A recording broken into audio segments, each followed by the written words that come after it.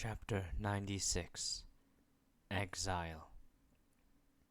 Wake up, Sunless! Your nightmare is— Shut the hell up! Trying to remain in the blissful embrace of sleep, Sunny hissed through his teeth and stubbornly closed his eyes tighter. He was warm and comfortable under the blanket on his own bed, where all the problems of the world seemed less serious and dire. For a moment, there was silence. That's better. Wake up, Sunless! You're— God damn it! Thrusting one arm under the blanket, Sunny summoned one of his memories. Immediately, a triangular leaf-shaped throwing dagger appeared in his hand, only to be thrown blindly at the source of the irritating voice. Missing its mark, the kunai clinked against the stone wall and fell to the floor. However, the voice did fall silent. Sunny sighed. It was already too late. He was awake. Far in the distance, the waves were starting to crash against the city wall. The night was coming, so it was time to get up. Opening his eyes, Sunny sat up and looked around. His room was beautiful and spacious. The stone walls were engraved with intricate patterns, creating an atmosphere of sanctity and elegance. The furniture was made out of pale polished wood, with several mismatched pieces that Sunny had scavenged from different places himself. The room had no windows. However, there were light wells cunningly hidden here and there. Sadly, the ingenious system of mirrors that was supposed to bathe the hidden chamber in sunlight was long destroyed, leaving only darkness inside. Sunny didn't mind. In fact, this was one of the features of his secret lair that he enjoyed the most. Darkness was his best friend. Yawning, he stood up and rubbed his face to chase away the last remnants of sleep. His long, dirty hair was getting in the way, so he moved it back. Let's make some breakfast. But first things first. Sunny moved his hand, pulling on the invisible string that connected his wrist to the ring-shaped pommel of the kunai. The throwing dagger jumped into the air and landed on his palm. This was a trick that had taken Sunny quite some time to master. In the beginning, he almost lost a couple of fingers while trying to learn how to control the flying blade.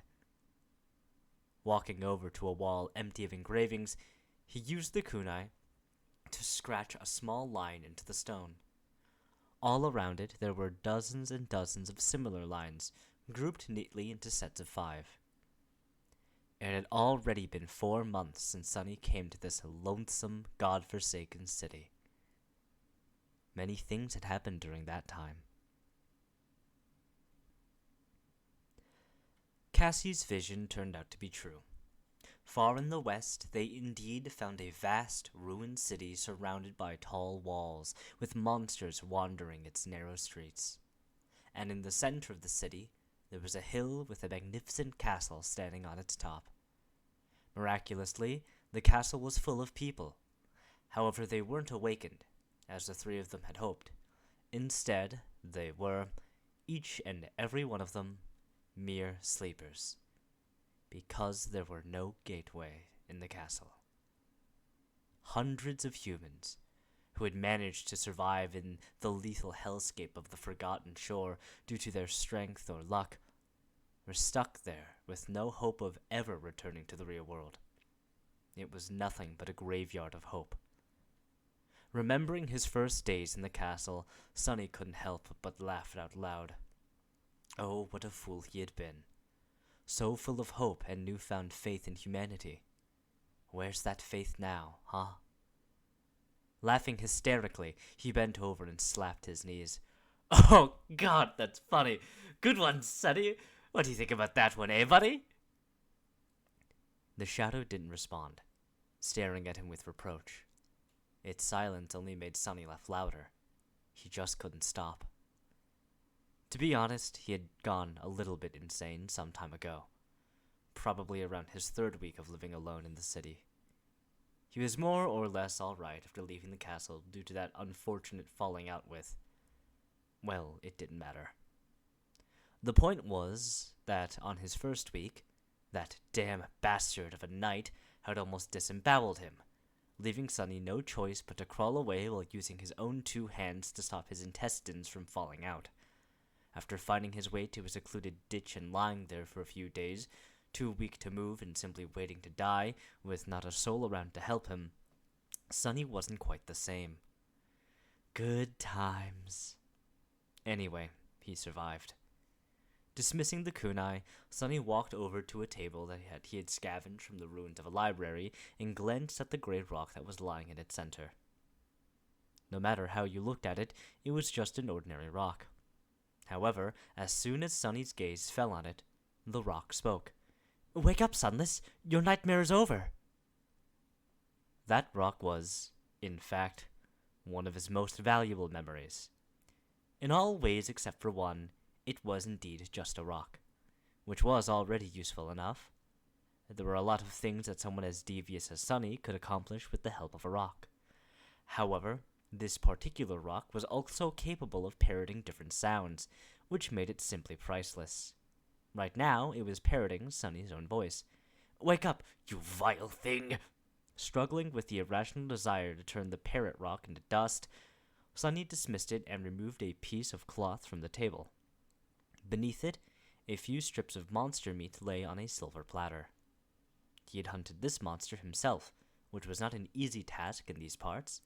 In fact, as far as Sonny knew, he was one of the very few people capable of hunting in the city alone.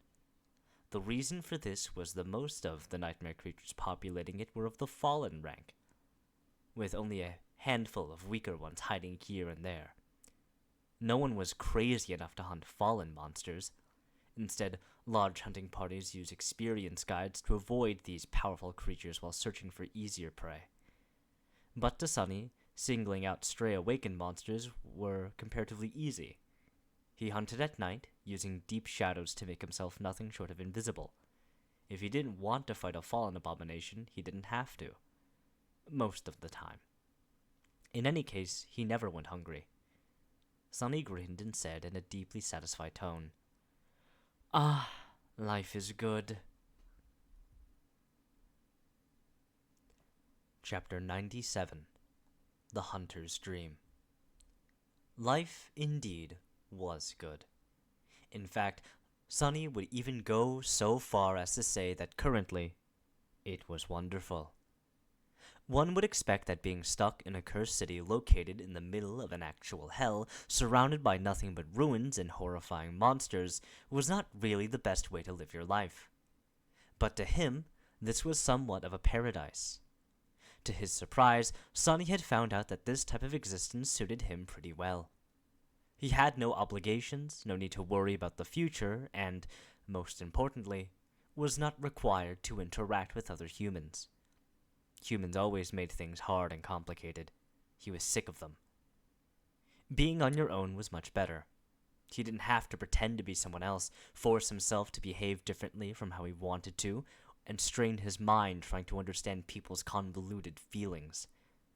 For the first time in his life, Sonny could simply be himself. Turns out, his true self was very easy to please. He had no shortage of interesting things to do, explore, and kill. His life was very entertaining and comfortable, all things considered. It was at least way better than his pathetic existence in the outskirts, back in the real world. The key to this harmonious feeling was very simple. It was to have no hope. Sonny discovered that hope was the true enemy of peace. It was the most vile and poisonous thing in this universe. If there was even a glimmer of hope to return home, he would have been desperate, full of anxiety, and probably in the middle of some insane danger right now, like he had always been before. But without hope, things were simple and pleasant. He really couldn't wish for more. "Keep telling yourself this crap. You might believe it." Sonny grinned. "What is there to believe? It's the truth." The shadow silently shook its head, long accustomed to his crazy tirades. Lately, Sonny had been talking with himself a lot, having long arguments that sometimes descended into screaming matches. It was a good way to pass the time. A bit later, he emerged from his secret chamber. Sonny's lair was situated in the upper part of a ruined cathedral, the entrance hidden behind a tall statue of some unknown goddess. There was a small balcony that allowed him to observe the grand hall of the temple over the goddess's shoulder, concealed from sight by the strands of her stone hair. The balcony was really high above the floor, making it impossible for any creature to climb on it by accident. Falling down would certainly kill a normal human. Sunny had discovered the hidden room while spying on the bastard that had gutted him. He had entered the cathedral through the hole in its roof and landed on one of the wide support beams, then walked across and accidentally noticed the small balcony. That's how he and the bastard had become neighbors. The bastard was, in fact, the guardian of this place. He patrolled the grand hall, killing anyone who dared to come inside. Sunny saw plenty of powerful nightmare creatures fall to his sword, cleaved apart without much effort. Of course, the bastard was a nightmare creature of considerable power himself. Sunny was pretty sure that he was at least a devil. Sharing the cathedral with a devil was very convenient. Sunny could sleep easy knowing that no monster would be able to reach the inner sanctum alive. Of course, he had to be careful to never be seen by his murderous roommate. On the upside, he could observe the devil as much as he wanted, waiting for a chance to exact his revenge. Sunny was hell-bent on killing the damn knight eventually. The bastard had to die. But before that, Sunny had to become stronger. Much, much stronger. Walking across the beams of cathedral, he approached the hole in the roof and climbed through it. Outside, the night was already reigning over the world. It was time to hunt. A skeletal, hunched figure was slowly walking across the narrow street of the cursed city. The creature had long arms that ended with vicious claws and a deformed head with a wide mouthful of razor-sharp fangs. Even with its back bent, the monster was at least 2 meters tall. It was dressed in a torn shroud that was once white, but had long ago turned brown from the dried blood. This was Sunny's prey. The creature, which was called a blood fiend, was among the weakest dwellers of the cursed city. It was merely an awakened monster, barely intelligent and comparatively easy to kill. Of course, nothing was really easy to kill here. After all, each and every human on the Forgotten Shore was just a dormant beast. Despite the fact that they shared the same rank and class, blood fiends were less formidable than carapace centurions in terms of strength and speed. However, that was only until they smelled blood, which sent them into a murderous frenzy. In that state, these fiends were a true menace. Pathetic, Sunny thought, stalking the nightmare creature from the shadows. He had killed a few of these monsters in the past and had a great time each time. Well, except for this one encounter where he had accidentally scratched himself on a sharp stone. That was not fun at all. Time to die, you ugly freak! The blood fiend was just about to turn the corner when a sudden sound attracted his attention. With unnatural speed, the monster turned around and fell on all fours, his sensitive ears picking up the slightest rustle. Then he took a careful steps forward and stopped at a certain point. In front of the fiend, an ordinary-looking rock was lying on the ground. A second later, the rock suddenly spoke. "Behind you," it said politely. The creature froze for a moment, then turned around with lightning-fast speed.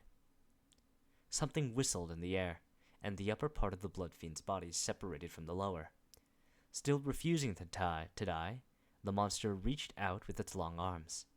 Too slow! Sunny slashed with a midnight shard, severing one of the arms at the elbow. Continuing the motion, he took a quick step forward and performed another strike, this time piercing the creature's skull. The tip of the tachi entered through one of its eyes and exited through the back of the head. All of it took less than a second. By the time both parts of the monster fell to the ground, Sunny had already retrieved his sword. Looking up with expectation, he smiled and waited. "Come on, say it!" As if answering his call, the spell whispered, "You have slain an awakened monster, blood fiend. Your shadow grows stronger." Sunny grinned. "Ah, thank you kindly, you're so sweet." The runes shimmered as they appeared in the air in front of him. Looking down, he read, "Shadow fragments, 398 of 1,000. Just 2 fragments away from 400. These days, he was progressing at a very respectable speed, In the beginning, back when he had not known the city and the creatures that populated it, Sonny was lucky to get a few fragments in a week. He had also been much more prone to ending up bloodied and one step away from death. But now, things were slowly chugging. He couldn't even remember the last time he felt compelled to say goodbye to life. Ah, you idiot, you just had to go and think that out loud, huh? Just as he finished that thought, a distant sound of footsteps reached his ears. Chapter 98 Uninvited Guests. Sonny looked grimly at the corpse of the blood fiend, then in the direction of the approaching footsteps. Who was crazy enough to remain in this cursed city during the night? Only a complete lunatic would do something that stupid. All the sane people were long gone from the streets, not to mention that very few were willing to enter the ruins to begin with.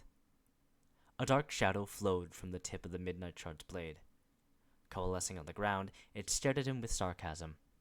Sonny stared back. What? The shadow shook its head and didn't answer, forcing him to turn away with a confused shrug. Whatever. Ah, it seems we have guests. What to do? The place is a mess! Looking around, Sonny sighed, glanced at the corpse of the monster once again, and summoned the kunai. The smart thing to do was to run away. Who knew exactly what was producing those footsteps? Maybe it was a group of people. Maybe it was a nightmare creature with a lot of feet. It was better not to find out. But he wasn't done with the hunt yet. He still had to get his trophies. Go take a look. Sending the shadow away, Sonny kneeled and began to cut the tough flesh of the dead creature. Without the enhancing effect of the shadow, slicing the blood fiend apart was not as easy. However, he still managed to find the first soul shard rather quickly. One more to go. Meanwhile, the shadow had discovered the uninvited visitors. 6 humans were cautiously walking along the narrow path in the stone ruins, lighting their way with a ghostly blue lantern. They were all rugged men, wearing mismatched suits of armor and armed to the teeth, and their eyes were cold and hard. Sonny raised his eyebrows. My oh my, they really are people. What is a bunch of Gunlaug's thugs doing outside the castle walls in the middle of the night? Gunlaug was the owner of the castle and the self-proclaimed king of this odious place. Every sleeper on the Forgotten Shore was forced to either serve him or pay him tribute. Even still, the latter usually didn't live long. Dismissing the Midnight Shard and the Parrot Rock, Sonny concentrated on searching for the second soul shard. He wanted to be gone from the street before these gentlemen arrived. But the circle of blue light was approaching too fast. Finally catching a glimpse of the glowing crystal, Sonny grabbed it and hurriedly hid it in his armor. Then he dropped the kunai on the ground and took several steps back. But it was too late. They had already seen him. Be careful, there's a monster! As Sonny was backing away, several weapons were aimed in his direction. Feeling that things were about to get out of control, he cleared his throat and said in a trembling voice, Oh, please don't hurt me! I'm a human! Saying this, he mentally looked himself over. With his ghostly pale skin and dirty hair, his ragged armor covered in layers of dried and fresh blood, Sonny was indeed easy to mistake for a nightmare creature. He wasn't really paying much attention to personal hygiene and appearances these days. Hopefully, speaking in a human language would prove his identity. Raising his hands to show that he wasn't armed, Sonny took another step back. The 6 sleepers were really surprised to see another human this far away from the walls of the castle, especially at night. Using their momentary confusion, he cautiously moved even further away. Don't move! Finally able to comprehend the situation, one of the castle inhabitants hissed a threatening command. Sonny obediently froze, careful not to make any sudden movements. The unexpected guest proceeded to come closer, glancing at the corpse of the blood fiend as they walked past it. One of them was taller and better equipped than the rest. Piercing Sonny with a menacing gaze, he approached him and stopped 1 or 2 steps away. The man was older than Sonny by a few years. He was tall and muscular, with a patchy beard covering the lower part of his face and a mean look in his watery blue eyes. From his demeanor and memories, it was easy to tell that the leader of the group had spent no less than 3 years on the Forgotten Shore. He had experience and time to grow stronger than most sleepers here. However, it was also apparent that he wasn't really high up in the ranks of Gunlaug's army. Otherwise, his equipment would have been much more impressive. Still, the heavy battle axe that was resting on the man's shoulder looked really sharp. It would take him only a second to bring that thing down on Sonny's head. "Who are you? What the hell are you doing here?" Sonny blinked a couple of times, then gulped and answered carefully. I'm Sunless. I live here." The leader of the hunting party, if that what it was, narrowed his eyes. "What, live here? Do you take me for a fool, boy? No one can survive in the city." The other sleepers were of the same opinion, except for one, who looked at Sonny with doubt. Frowning, he took a step forward and said in an uncertain tone, "Wait, Chief. He might be telling the truth. I heard that there's a crazy kid who lives here in the ruins alone." The taller man scowled. "How is that possible?" His subordinate glanced at Sonny and shrugged. "From what I've heard, his aspect allows the boy to hide in the shadows really well. I guess he crawls around like a rat and picks up the leftovers after the monsters are done eating. I don't really know, but someone was talking about him back in the castle. I thought they were just telling tales." Sonny frowned. Crazy, boy, rat. Why did everyone feel compelled to call him names? Meanwhile, the helpful sleeper thought for a bit and added, "I think he came into town with that bitch Changing Star." Sonny's frown turned into a scowl. Looking down, he whispered to his shadow, "These guys are really very rude, don't you think?" Of course, his whisper was easily heard by everyone around. The sleeper stared at him in confusion. Sonny tilted his head a little and opened his eyes wide, as if shocked by something. "What? You think I should kill them all? I mean, isn't it a little bit over the top? I should give them a chance to apologize at least." The leader of the hunting party took a step forward and said in a low, growling voice, "What are you mumbling about, rat?" Sonny looked at him with scorn and dissatisfaction. "Hey, I was talking to my buddy. Can you please not interrupt?" A wide, dangerous smile appeared on the tall man's face. With a sigh, Sonny turned to him and said, "All right, if you insist. You guys have offended my dearest friend, Nephis of the Immortal Flame Clan. She and I are very, very close, so I'll give you one chance to apologize for calling her a... well, you know. If you don't, say goodbye to your lives." The older man stared at him for several seconds, then suddenly raised his head and laughed. "Oh, that's a good one! Have you heard that? Have you heard, guys? The Sunny Weasel will give us a chance. How generous! Should we be generous too? Huh? What do you say? The boy's sick in the head after all." The other 5 sleepers were not sharing his enthusiasm. One of them smiled darkly and said, "No, Chief, I think we should just kill him. Put the poor fool out of his misery, you know." The sleeper that had collaborated Sunny's story before, meanwhile, was frowning again. "Wait, guys, he's one of Changing Star's people, remember? The original group, I mean. They'd survived 2 entire months in the labyrinth of their own. We shouldn't underestimate the..." However, the leader interrupted him with a contemptuous scoff. "I heard that Saint Nephis carried 2 useless sacks of shit on her back all the way to the castle. The bitch is fond of taking care of weaklings, right? That delicious little friend of hers is blind, for God's sakes. I'm sure that this one is no better."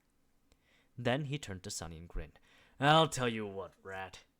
Give us all your memories and we'll be generous enough to let you live." If an awakened died, their memories disappeared with them. The only way to get the memories was to make the owner transfer them of their own free will.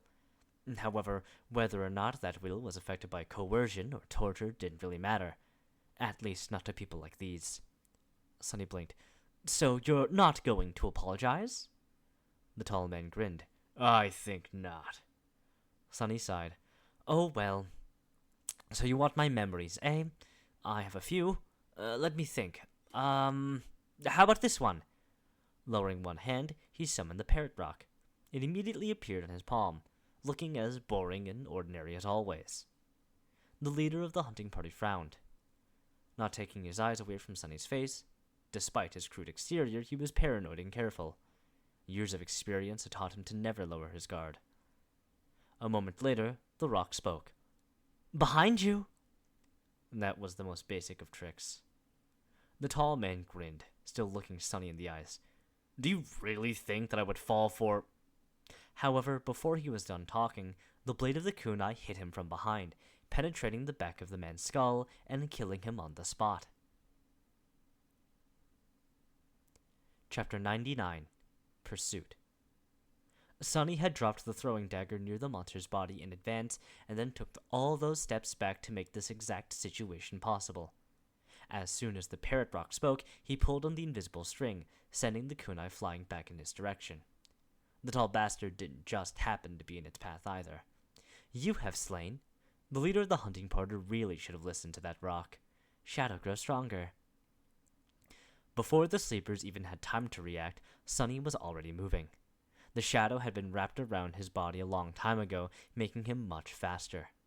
Summoning the Midnight Shard, he fluidly slashed at the nearest enemy, severing the man's arm at the elbow. The blade struck right between the vambrace and the counter of his enchanted plate mail. To Sunny, these people were slow and clumsy, their power level and technique severely lacking. He had already been more experienced than them after the harrowing journey through the Crimson Labyrinth, learning how to wield the sword in combat from Changing Star herself. The 3 months he had spent hunting and surviving alone in the Cursed City only made the gap that much wider. Despite looking like easy prey, Sunny was anything but. However, he wasn't foolish enough to challenge all 5 of them. People might have been weaker than nightmare creatures, but what made them really dangerous was their unpredictability. Each aspect was unique, arming humans with a formidable arsenal of inexplicable abilities. Facing something you couldn't understand was the surest way to end up dead. With his advantage of surprise gone, Sunny decided that it was time to retreat. Turning around, he jumped out of the circle of light and ran. It was really hard to pursue someone who could see in the dark on these narrow streets, so there was a real chance of escaping unscathed. However, the kunai was still attached to Sunny's wrist. Sliding out of the dead leader's skull, it fell to the ground and clinked loudly against the stones, then jumped a few meters away and hit the pavement again, creating more noise. "Get the bastard! He killed the chief!" Following the sound of metal striking against stone, the sleepers lunged forward, following in Sunny's footsteps. What a persistent bunch! Even the guy who lost his arm was on his heels, neither having a way to stop the bleeding or simply unwilling to let the attacker escape even if it cost him his own life. This part of the city was Sunny's hunting ground. He knew every nook and cranny of these streets like his own 5 fingers. Honestly, he was unsure what these guys were even thinking. If it wasn't for him carefully choosing the path, they would have ended up disturbing some terrifying fallen creature and becoming its dinner a long time ago. Something wasn't quite right here. Gunlaug's people might have been thugs, but they were experienced and accomplished hunters. They feared the city and knew how to behave while outside the castle walls. Otherwise, all of them would have been dead a long time ago. Come to think of it, it was extremely rare to see them going anywhere near the city at night. Were these fools even real hunters? If not, what were they up to? Sunny briefly considered leaving one of them alive to interrogate later, but then decided against it. To be honest, he wasn't really curious. Human business had long ago lost its allure in his eyes. He had much more interesting things to do. Finally, reaching his goal, Sunny lingered on the steps, pretending to be in a panic. The 5 sleepers were once again able to lay eyes on their victim. The scrawny kid was hesitating in front of the entrance to a large ruined building, fear clearly written on his dirty, pale face. It seemed as though he didn't know where to go, afraid to run into a dead end. Noticing them, he flinched and dove into the building with desperation in his eyes. "You've nowhere to run now, rat!" hissed the man who had lost his hand to Sunny's blade. Full of killing intent, the sleepers followed the crazy young man into the building. However, once they got inside, they saw no sign of the scared kid. The only thing they saw was a simple rock lying on the floor. As the one-armed man belatedly realizing that something was wrong, the rock said in an ominous tone, "Say goodbye to your lives." A second later, a massive silhouette stepped out of the darkness. The man's eyes widened as the figure of a regal knight, clad in a menacing black armor, reflected in them. The creature was more than 2 meters tall, his gothic armor forged from a lusterless anthracite steel.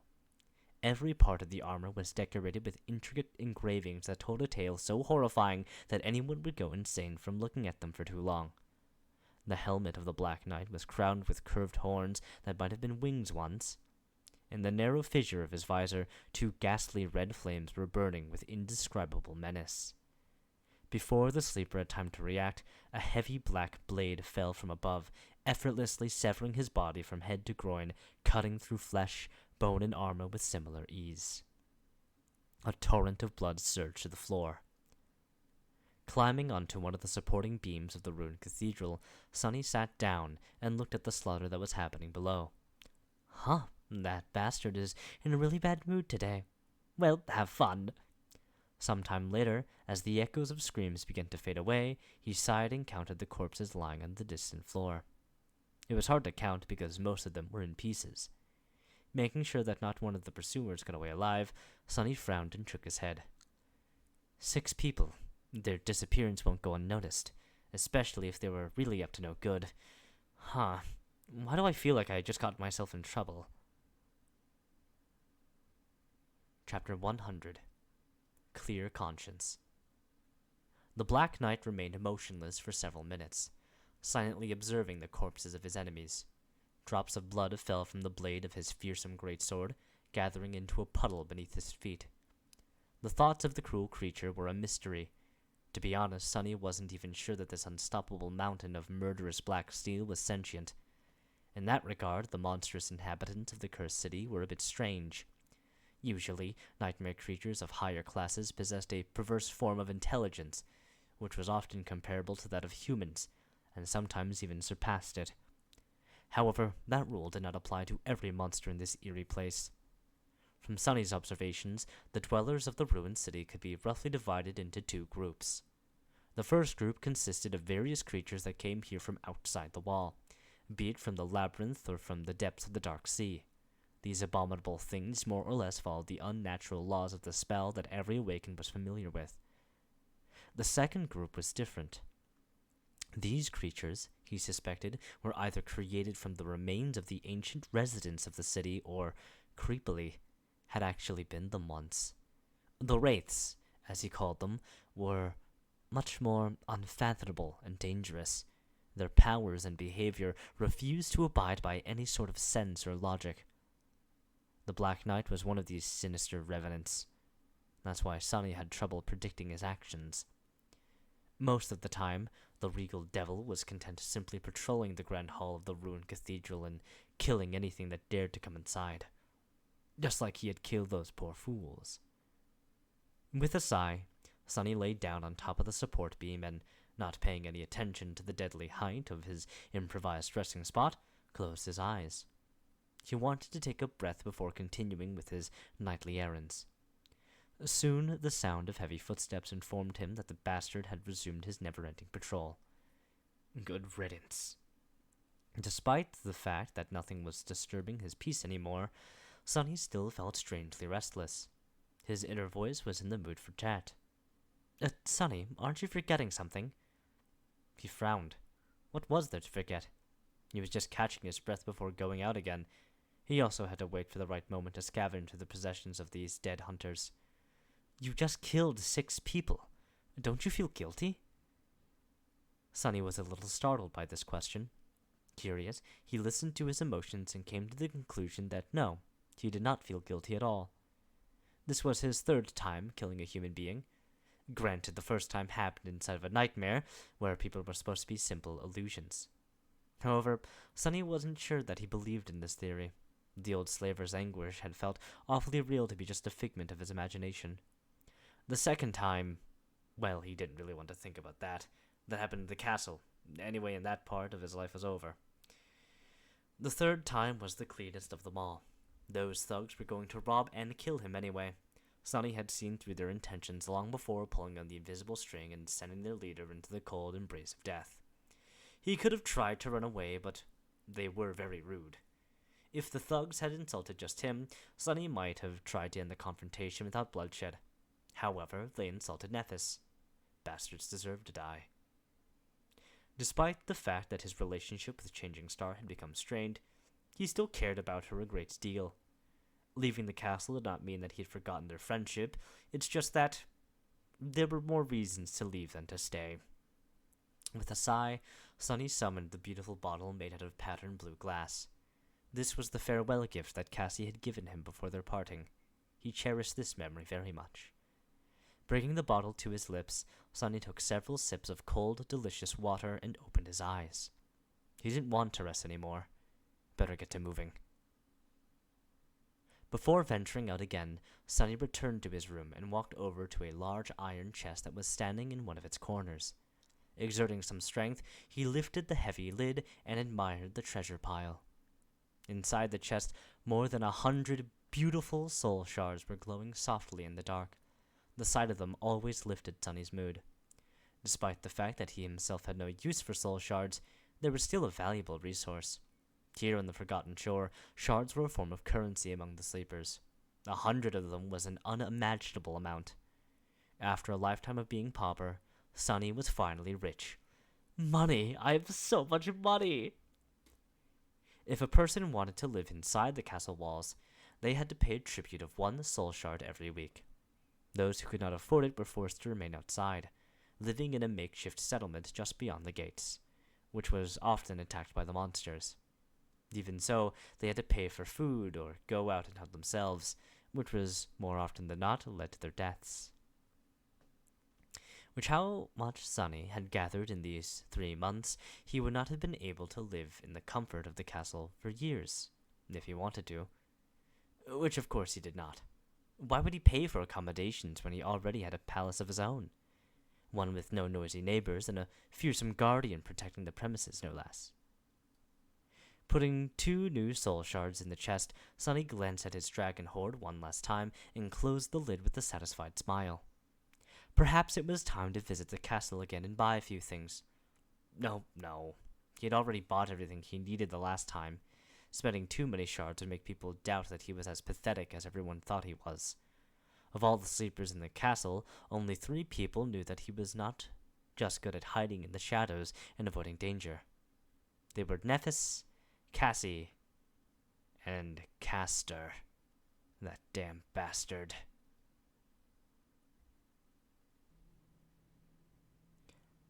Chapter 101 Turf War. Castor had been lucky enough to enter the Dream Realm near the city and arrive at the castle much earlier than the 3 of them.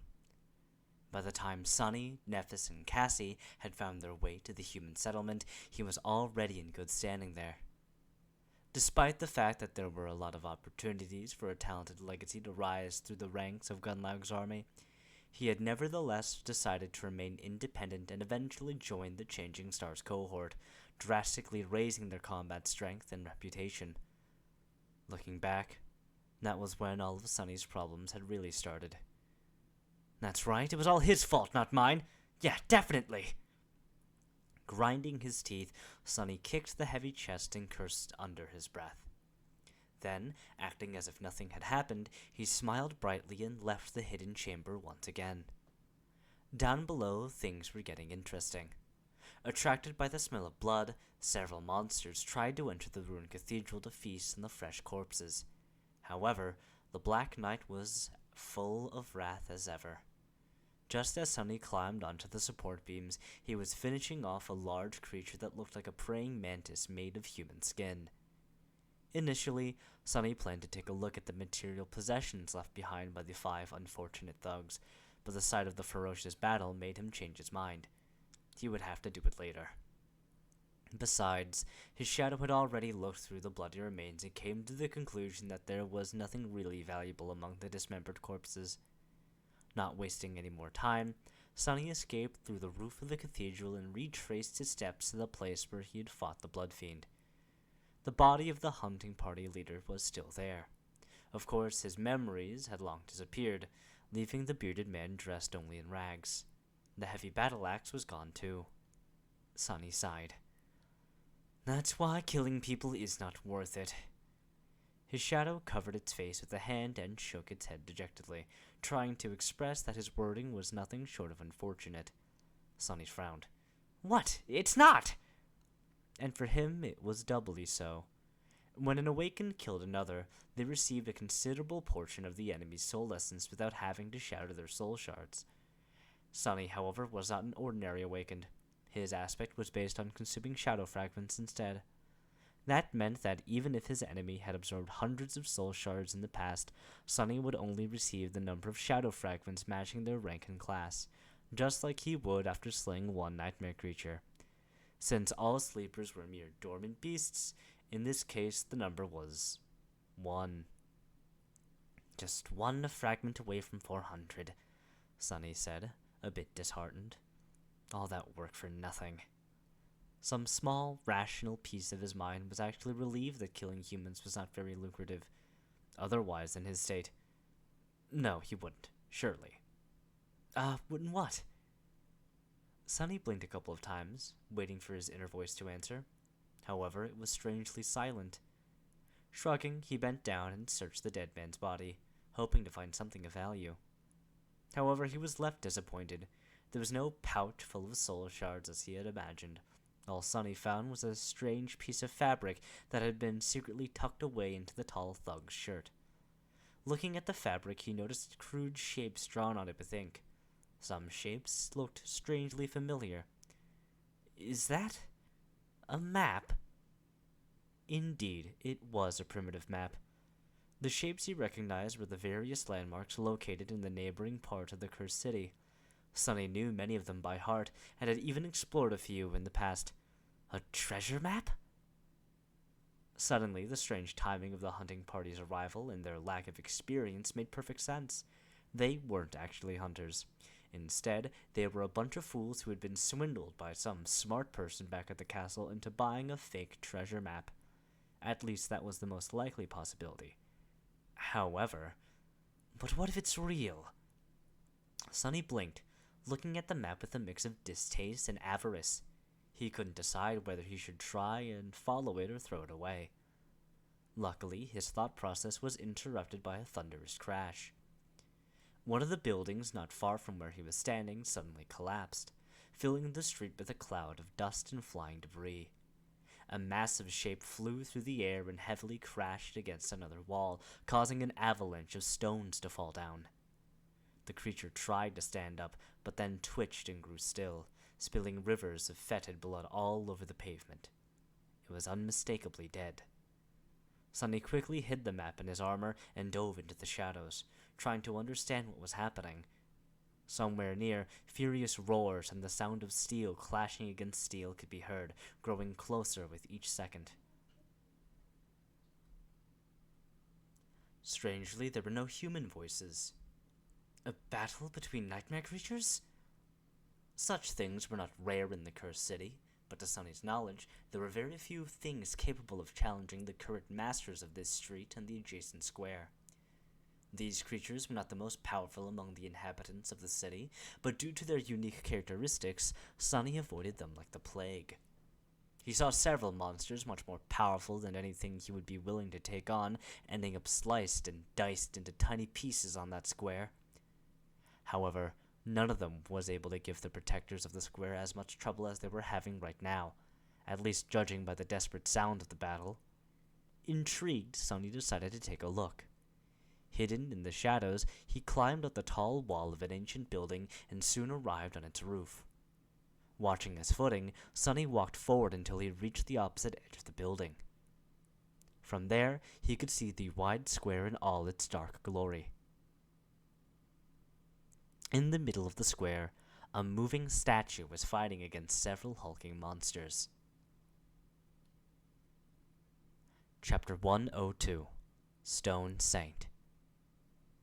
On a dark square surrounded by ruins of once magnificent buildings, a vicious battle was coming to an end. The remains of its solemn protectors were lying on the cold cobblestones, ruthlessly shattered into pieces. Sonny blinked in shock. They actually lost? He was really astonished. The living statues that used to guard the square were a very tough bunch. As far as nightmare creatures of the cursed city went, they weren't the most formidable in terms of size and physical might. However, their strange bodies were extremely durable and capable of withstanding truly devastating amounts of damage. Aside from that, the stalwart stone warriors were also disciplined, proficient in the use of weapons and utterly deadly. They were able to perfectly coordinate their movements, using strategy and tactics to silently overwhelm opponents whose power far surpassed their own. Countless monsters fell to their blades. That's why Sonny had always avoided getting into a confrontation with these weird creatures. Even though they weren't fallen by rank, the stone revenants represented a threat that was enough to make him wary. However, now the ownership of the square was about to change hands. The bodies of the previous masters lay shattered to pieces. In death, they looked just like broken statues. Even their metal armor and weapons had turned to stone after the wielders were destroyed. There were 5 or 6 of these stone piles scattered around the square, while the attackers seemed to have lost only 3 of their numbers, including a massive monster that had been sent crashing through a building earlier. Each body towered above the dark cobblestones like a small hill. The invaders were a type of nightmare creature that Sunny had never seen before. These new menacing monsters looked like giant spiders with bodies covered in thick plates of wrought iron. They moved with terrifying speed and force, sending cracks running through the cobblestones with each step. There were currently 2 of them left on the square, circling around the lone surviving stone warrior. The last of the living statues seemed to be a female. Compared to the spiders, she was almost comically small in stature, standing no taller than Sunny himself. The graceful stone creature was armed with a sword and a round shield, wearing a plate armor that covered most of her body, leaving only the eyes exposed, or rather, 2 rubies burning with crimson flames that these creatures had instead of eyes. Her armor and weapons were black in color, forged from some unknown and incredibly heavy stone-like alloy. Of course, in reality, they were made out of the same stone as the wielder. However, the dark force that had turned the granite body of this nightmare creature into the strange approximation of flesh had also turned the stone armor into metal. Currently, the last of the living statues was standing with her shield raised, the blade of the sword resting on its rim. Her head was lowered, ruby eyes silently following the movements of the 2 spider monsters. Sunny didn't know for sure, but he suspected that these spiders were both fallen beasts. In any case, the stone woman was doomed. Her enemies were just toying with her, savoring the helplessness of their victim before finishing the job. He didn't really care. In fact, he was waiting for the show. Watching nightmare creatures slaughter each other was one of his favorite pastimes, and the best thing about it was that it didn't matter who won. Come on, get her! However, in the next moment, he was surprised. In a strange turn of events, the stone monster lunged at the spiders first. Calmly striking her sword against the rim of the shield twice, she dashed forward with grim determination. The spider she was aiming at was a second too late to react.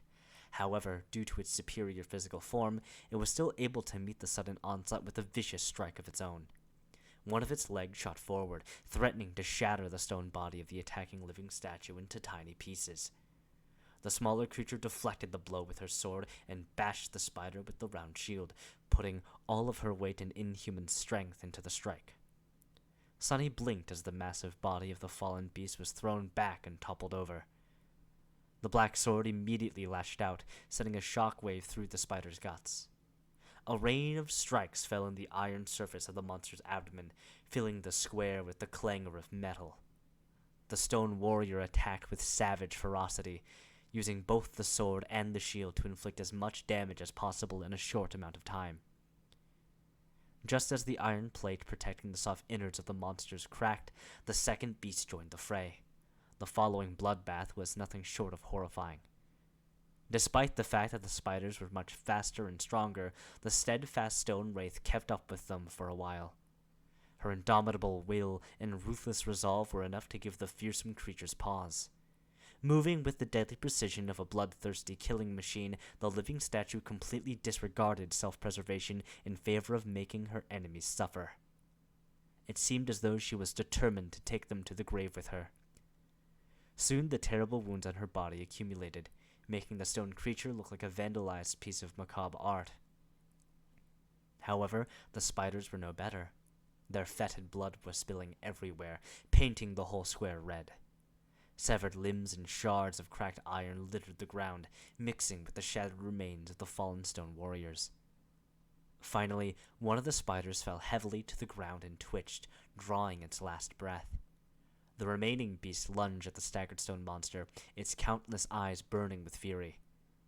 The round black shield rose one last time and then flew aside, torn away along with the right arm of the stalwart living statue. However, almost at the same time, the blade of her sword pierced through the massive beast's skull, ending its life just a moment before breaking apart and turning to stone. Sonny shook his head. What an impressive sight. A lowly awakened creature slaying 2 fallen beasts. Midnight Shard would have liked that fierce last stand a lot. Come to think of it, this was nothing short of inconceivable.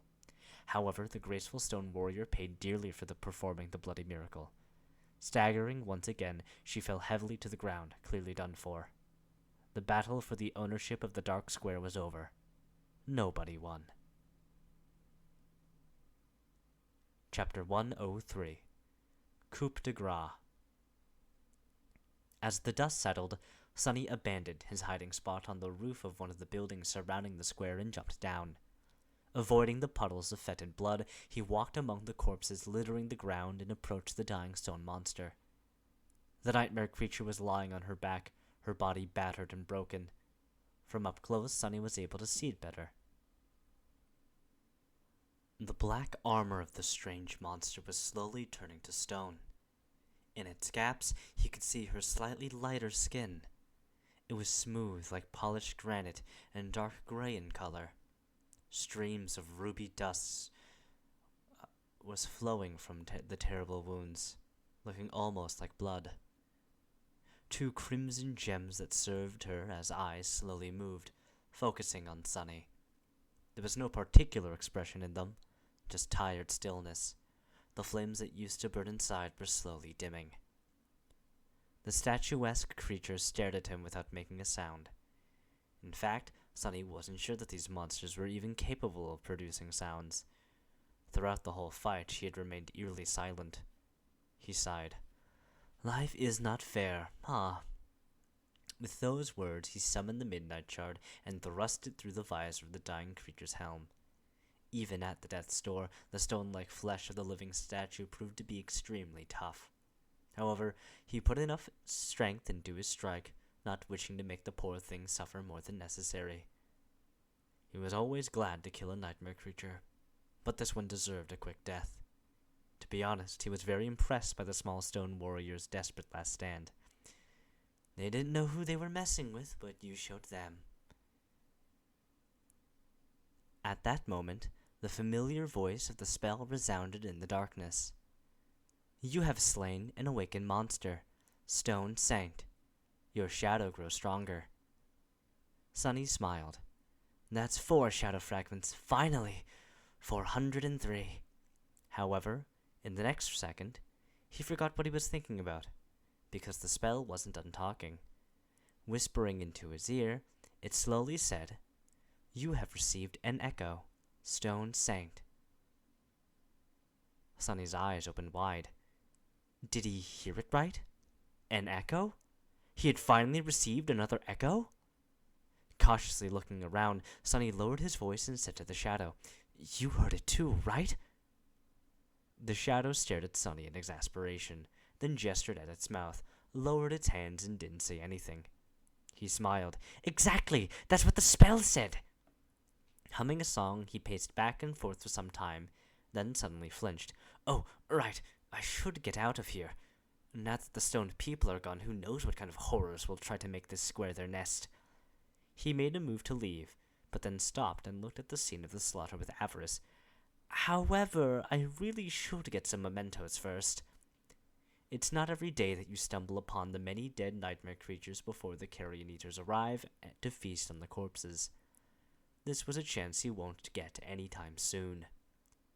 Sonny hesitated for a few seconds, trying to decide which monsters to approach first. The spiders were obviously much stronger. If they were really of the fallen rank, their soul shards would be incredibly valuable. However, buying anything with a bunch of ascended soul shards would be very suspicious. Plus, it would take a while to find the crystals inside the massive bodies of the giant beasts. The living statues were of the lower rank, but their shattered remains were easy to search. The other inhabitants of the cursed city could arrive at any minute, so... With a deep sigh, Sonny ran to the nearest pile of shattered stones and kneeled beside it, hoping to notice the gleam of the soul shards as soon as possible. He was barely done with the second dead statue when a sudden noise made him stop.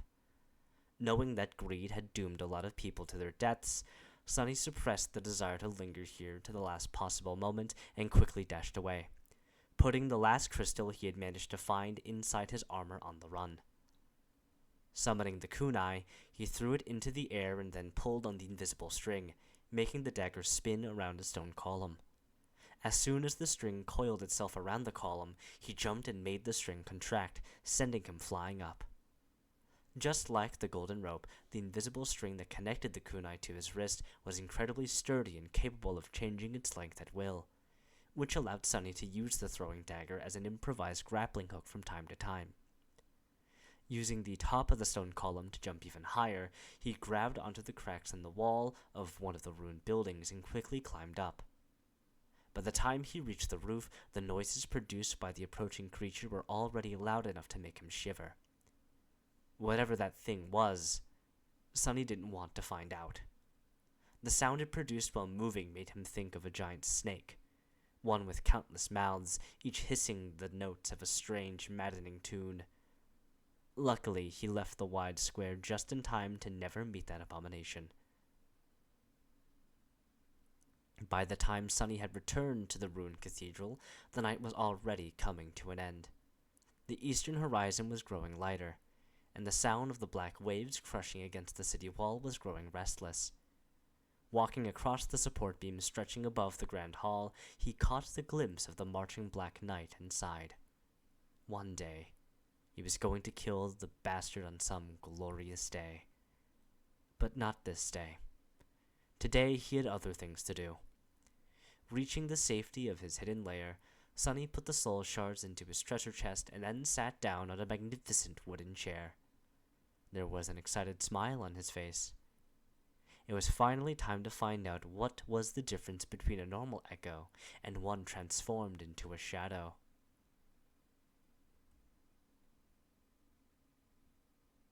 Chapter 104 Soul Arsenal. Not wasting any more time, Sunny dove into his soul sea. Despite his changed mental state, it was as calm as always. The silent expanse of still water stretched into the empty distance, with the shadow core hovering above a dark star. Tiny spheres of light floated in the air around it, reflecting on the surface of the tranquil sea. And the silent shadows were still there, standing motionless at the edge of darkness. Compared to before, their ranks had swelled. Monsters of all shapes and sizes were among them now, making Sunny's collection of slain enemies look increasingly impressive. Walking past them, he glanced at one or another from time to time, recalling the thrilling battles with a mix of dread and pride. This was his personal museum, a dark monument to all his sins. Wait, sins? Why sins? Just at that moment, Sunny stumbled and stopped. Not too far away from him, a gaunt shadow stood among the menagerie of terrifying creatures, silently staring at him with empty eyes.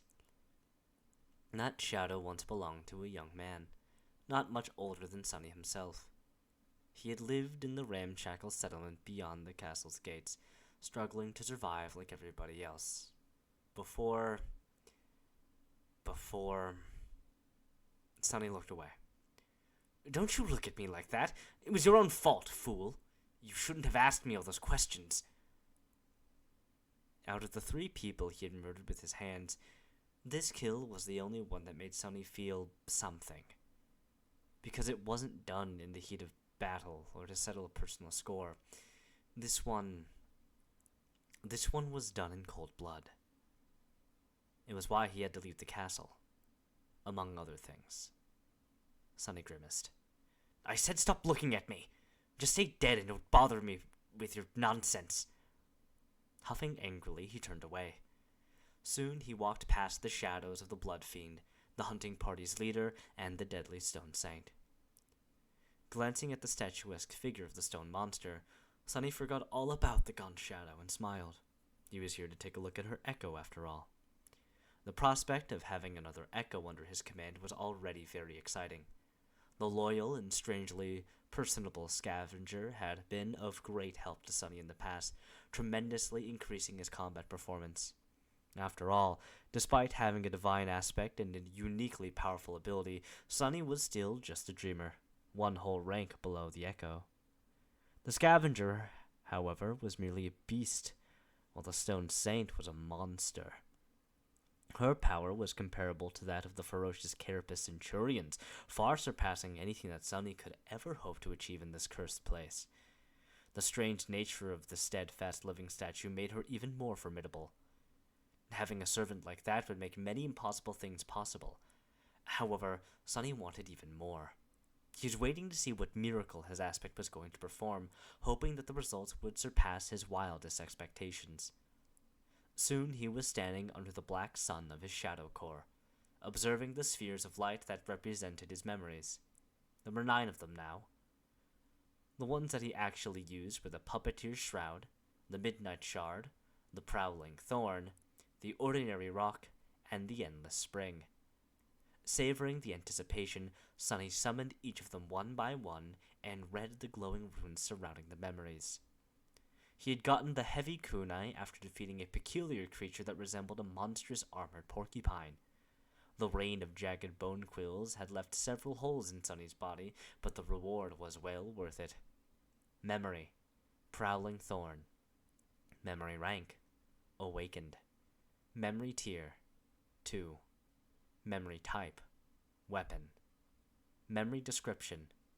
This flying dagger is as unpredictable and fickle as the affection of a young beauty, but perhaps not as deadly. Memory enchantments, Rose of Betrayal. Enchantment description. The Prowling Thorn is connected to its wielder by an invisible string. This string is strong but mercurial, just like the treacherous bond of sentimental attachment. After reading this description for the first time, Sunny couldn't help but wonder if the spell had become scorned by a lover once. The runes practically exuded bitterness. Next on the list was his most dangerous memory, the Talking Rock. Memory, Ordinary Rock. Memory rank, Awakened. Memory tier, 1. Memory type, Tool. Memory description, just an ordinary rock. Memory enchantments, not really. Enchantment description, the word is mightier than the sword. The rock is mightier than the word. The funny thing was that the ordinary rock, which was capable of repeating various sounds, had fallen into the hands of a person who was unable to tell lies. It was now the most honest memory in 2 whole worlds. It had also made Sunny think twice before opening his mouth, sometimes. The last memory he decided to take a look at was, perhaps, the most precious to him. It was the beautiful glass bottle that Cassie had given Sunny as a farewell gift. Memory, Endless Spring. Memory rank, Dormant. Memory tier, 4. Memory type, Tool. Memory description. A lovesick devil had once imprisoned a mighty river in this fragile glass bottle. It was his gift to a beautiful desert spirit. Memory enchantments, Gift of Water. Enchantment description. This bottle contains enough water to make flowers bloom in the desolate heart of the most lifeless of deserts. This one was sort of romantic. It seemed as though the spell was all over the place when coming up with these descriptions, to the point where Sunny couldn't even tell if it was being serious. With a sigh, he dismissed the sphere of light containing the Endless Spring and glanced up. The other 4 of his memories were not very useful. There was an incredibly heavy tower shield, a suit of armor that was worse than the Puppeteer's Shroud in every regard, a glass eye capable of producing bright beams of harmless red light, and an obnoxiously loud silver bell, the first memory he had ever gotten. The remaining 3 had been awarded to him for killing comparatively weak monsters on the streets of the Cursed City. He was hoping to trade them for something more suitable during his next visit to the castle, whenever that might be. Forgetting about the memories, Sunny finally focused his attention on the brightest sphere of light that was floating in the dark emptiness above his head. The one containing his new echo. He willed it to descend and watched as the sphere glided down, softly touching the surface of dark water a few moments later. It slowly dimmed, revealing the stone figure hidden within. Here in the dark silence of the Soul Sea, the stone saint looked just like a statue. She was approximately as tall as Sunny, looking miniature in comparison to the rest of the nightmare creatures he had to face on the Forgotten Shore. She was also uniquely human-like in appearance. If not for the dark gray hue and the stone-like nature of her granite skin, Sunny might have even mistaken the strange monster for a sleeper, provided he couldn't see much of her body behind the graceful dark armor.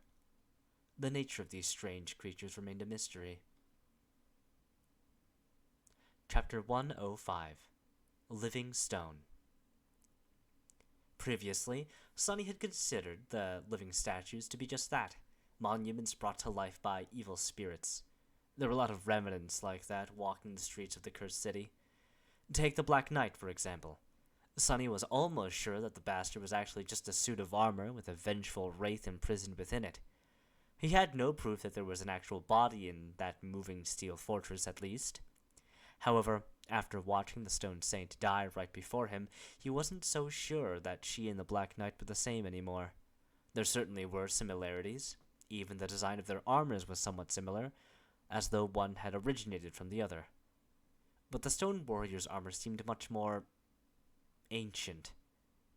And then there was that ruby dust that flowed from the stone creature's wounds instead of blood. Since when did statues have blood? It was almost like these strange creatures were designed to possess their own weird form of life. Come to think of it, the stone warriors resembled artificial beings brought to life by some dark magic much more than they resembled undead creatures. Mysteries, mysteries, mysteries all around. Perhaps the runes describing the Stone Saint would provide him with some answers. The echo, meanwhile, was coming to life. 2 magenta flames ignited in her gemstone eyes. The stone of her armor suddenly gleamed with subtle metal shine. The smooth surface of her granite skin turned slightly less rigid. Silently turning her head, the saint gazed at Sunny through the narrow slit of her helmet's visor. Let's see. He concentrated on the runes. Echo, Stone Saint. Echo rank, Awakened. Echo class, Monster. Echo attributes, Battlemaster. Stalwart. Mark of Divinity. Sunny blinked. Mark of Divinity? That was the same as his original attribute. What business did a nightmare creature have walking around with the traces of divinity left in its evil, corrupted soul? And what was with these other attributes? Battlemaster attribute description. Born on the battlefield, the Stone Saint is proficient in all forms of combat. Stalwart attribute description. The Stone Saint is highly resistant to all forms of damage, as well as being fully immune to mind and soul attacks. Bewildered, Sunny shook his head. No wonder these silent stone warriors were so deadly. They were literally a bunch of killing machines created to last as long and deal as much damage as possible on the battlefield. But who had created them? Leaving the attributes behind, he lowered his gaze and read the next line of runes. Echo description. Deep in the cavernous halls of his dark domain, the last child of the unknown had created them from stone to quell the fire burning in his resentful heart. However, that fire only grew hotter. Designed to bring peace, they were instead born into an endless war. The unknown again. Or rather, their children. It seemed like his theory was correct. The Stone Saint was either an artificial being or a descendant of one. In any case, that was before she was corrupted by, well, whatever it was that had corrupted all the nightmare creatures, and especially those in the cursed city. Now even gods wouldn't be able to describe what exactly she was. Not that it mattered. A monster was a monster. Sunny was more interested in the fact that the traces of divinity that the stone warrior bore had to have come from their original creator, who was at least partially one of the unknown, which meant that the unknown, indeed, were closely related to the gods and to divinity itself, just like Mysterious Weaver. Looking away from the runes, Sunny studied the motionless echo with his altered eyes. What he saw made him smile darkly. Just like the memories, the true essence of the echo was weaved from the countless diamond strings that formed an infinitely complex pattern. Only in its case, the pattern was even more elaborate, dwarfing anything that Sunny had previously seen. 2 embers were burning inside the stone saint's body, serving as anchors for the endless strings. One of them was situated in the place where her heart should have been, the other in the lower part of her abdomen. Sunny closed one eye and looked more closely, and there, behind the shining pattern of the diamond strings, he noticed another, much more primitive and crude system of adamantine threads. They pierced the stone flesh of the echo, resembling a human nervous system. These strings were also seemingly made from diamond, but they were much less ethereal. In fact, they were entirely corporeal. Sunny frowned. Make sense? That makes sense? Wait, how does that make sense? The memories and the echoes were created by the spell. They were artificial. The stone saint, too, was artificial, but in a much more mundane sense. She was made by a child of the unknown, just like her echo was made by the spell. Which meant what? That the technique that had been used to create the stone saint was eerily similar to the technique that the spell used, although it did look extremely primitive in comparison. Could that mean that the spell itself had come from the unknown? Sunny grimaced and shook his head. No. Although it was a sound theory, there was too little information to actually consider it substantiated or even remotely believable. He needed to find out more, learn more, uncover more before even beginning to understand the true story that connected the spell, the gods, the unknown, and his own life into one nightmarish tapestry. But there would be time for it later. Right now, he had something equally as interesting right within his grasp. Glancing one last time at the graceful stone monster, Sunny gulped and licked his lips. Then he said timidly, Let's do this.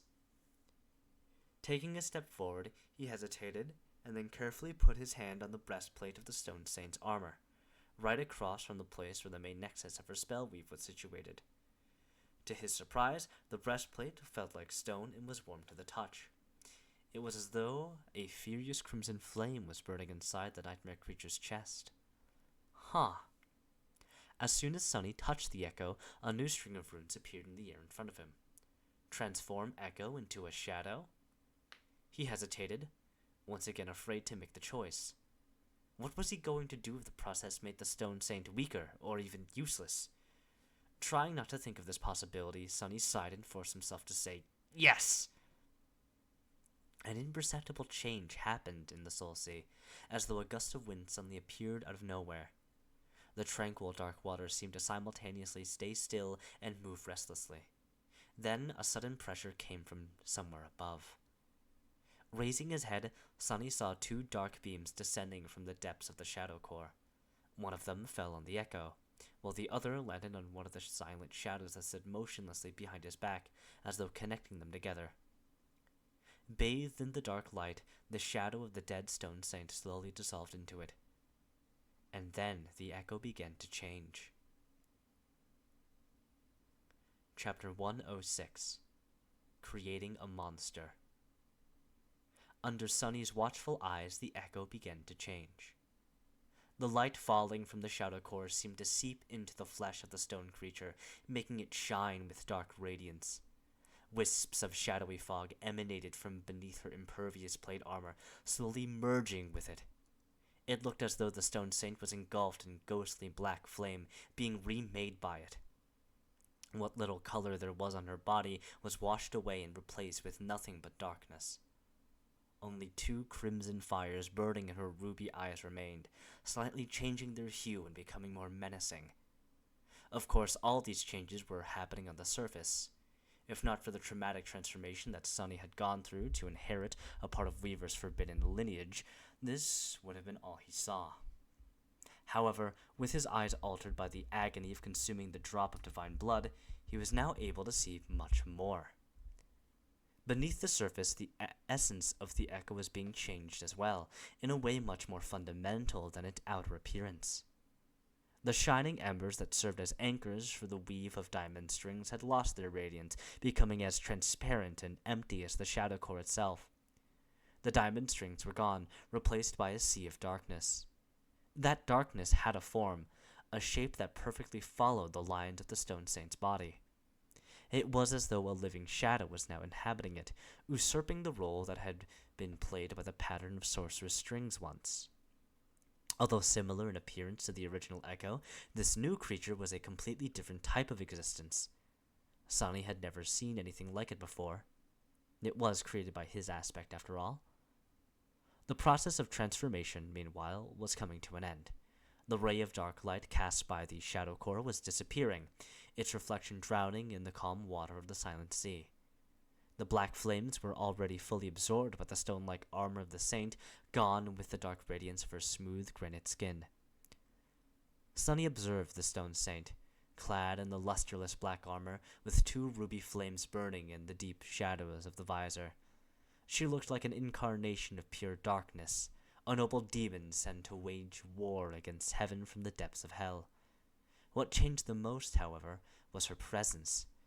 Before, the Echo felt like an empty shell, a magical tool rather than an actual being. Now, however, there were hints of mysterious will in her crimson eyes, a subtle sense that there was a nascent spark of sentience burning somewhere deep within her lightless soul, or whatever it was that this menacing monster had instead of a soul. This was a shadow. Just as this thought appeared in Sonny's mind, the faintly familiar voice of the spell resounded above the dark waters of the Soul Sea. "You have created a shadow monster, Stone Saint." Hearing these words, Sonny smiled. However, a second later, the smile disappeared from his lips, replaced by a pained expression. Only now, after the process was complete, he felt a subtle emptiness permeating his whole body. He felt weakened. The loss of 100 shadow fragments was finally making its effect known. He had suspected that spending them in this way would reverse the process of power accumulation that had consumed him for these last few months, but it was still an unpleasant feeling. He was much stronger than he had been during the journey through the labyrinth. However, some of his physical might was unmistakably gone, leaving him with a bitter feeling of regret. No, he had known that this would happen and decided to proceed with the experiment anyway. It was well worth it. Forgetting about the change in his physical state, Sonny walked around his shadow and observed her from different sides. The stone saint's eyes silently followed his movements, sending glints of crimson light reflecting from the black surface of the tranquil sea. This is amazing. I wonder what she is capable of. Summoning the runes, Sonny immediately noticed that there was a new cluster shining right beneath the one describing his echoes. Shadows, Stone Saint. Excited to learn more about his new pet monster, Sonny was about to concentrate his full attention on the runes, but then stopped and glanced down at his own shadow, a little embarrassed. Sorry, how are you feeling, buddy? You aren't, jealous or anything?" The shadow looked away and pretended that it didn't know him. It was seemingly indifferent to the appearance of a new shadow created in his service, even though this new shadow had a capital letter to its name. "Well, I just wanted to say that you shouldn't be. I still value you very much. Even though the Stone Saint is probably capable of slicing powerful monsters into tiny pieces with her sword, well, you're still just a useless piece of, an incredibly capable scout and my most trusted confidant. I still appreciate you. Yeah."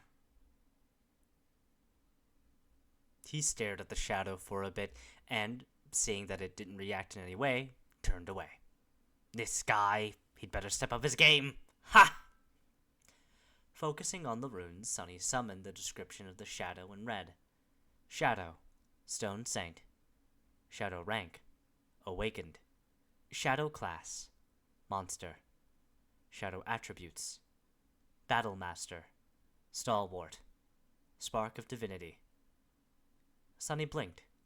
It seemed as though Stone Saint's divine attribute had evolved to match his own. Was it because he was her master? This was a nice surprise. However, he still didn't see how she was different from before.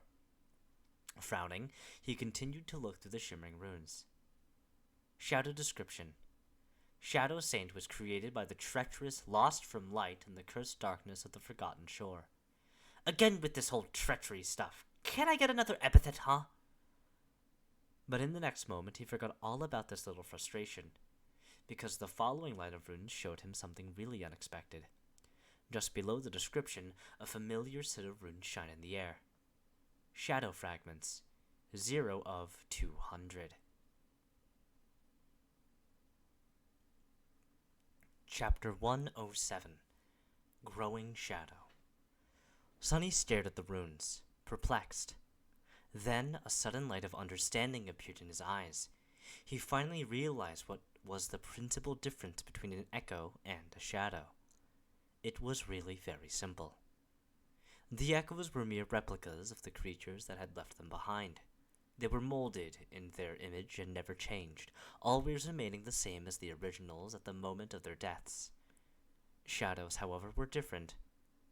After all, they were mercurial by nature, always changing their forms and shapes depending on the environment. And so, a shadow was capable of change to some extent too. It was capable of growth. His eyes widened. By slaying nightmare creatures, he was able to absorb their shadow fragment to become stronger. Eventually, his shadow core was bound to evolve, turning from dormant to awakened, and beyond. The jump in power that came with this evolution was nothing short of unmatched. Granted, he wasn't sure about the particular details of this process, not to mention that, as a human, he could only become an awakened after returning from the dream realm into the real world, which was impossible to do in this god-forsaken place. He also didn't know what would happen if he actually managed to accumulate the 1,000 shadow fragments that the rune demanded. But no matter what happened, if he were to continue walking forward on the path of the awakened, he would eventually outgrow his memories and echoes, rendering them weak and useless against the enemies of the comparable rank. He would then be forced to discard them and try to find suitable replacements, with no guarantee whatsoever that he would be actually able to succeed. This problem was not as dire when it came to memories, which were comparatively easy to get. The echoes, however, were exceedingly rare.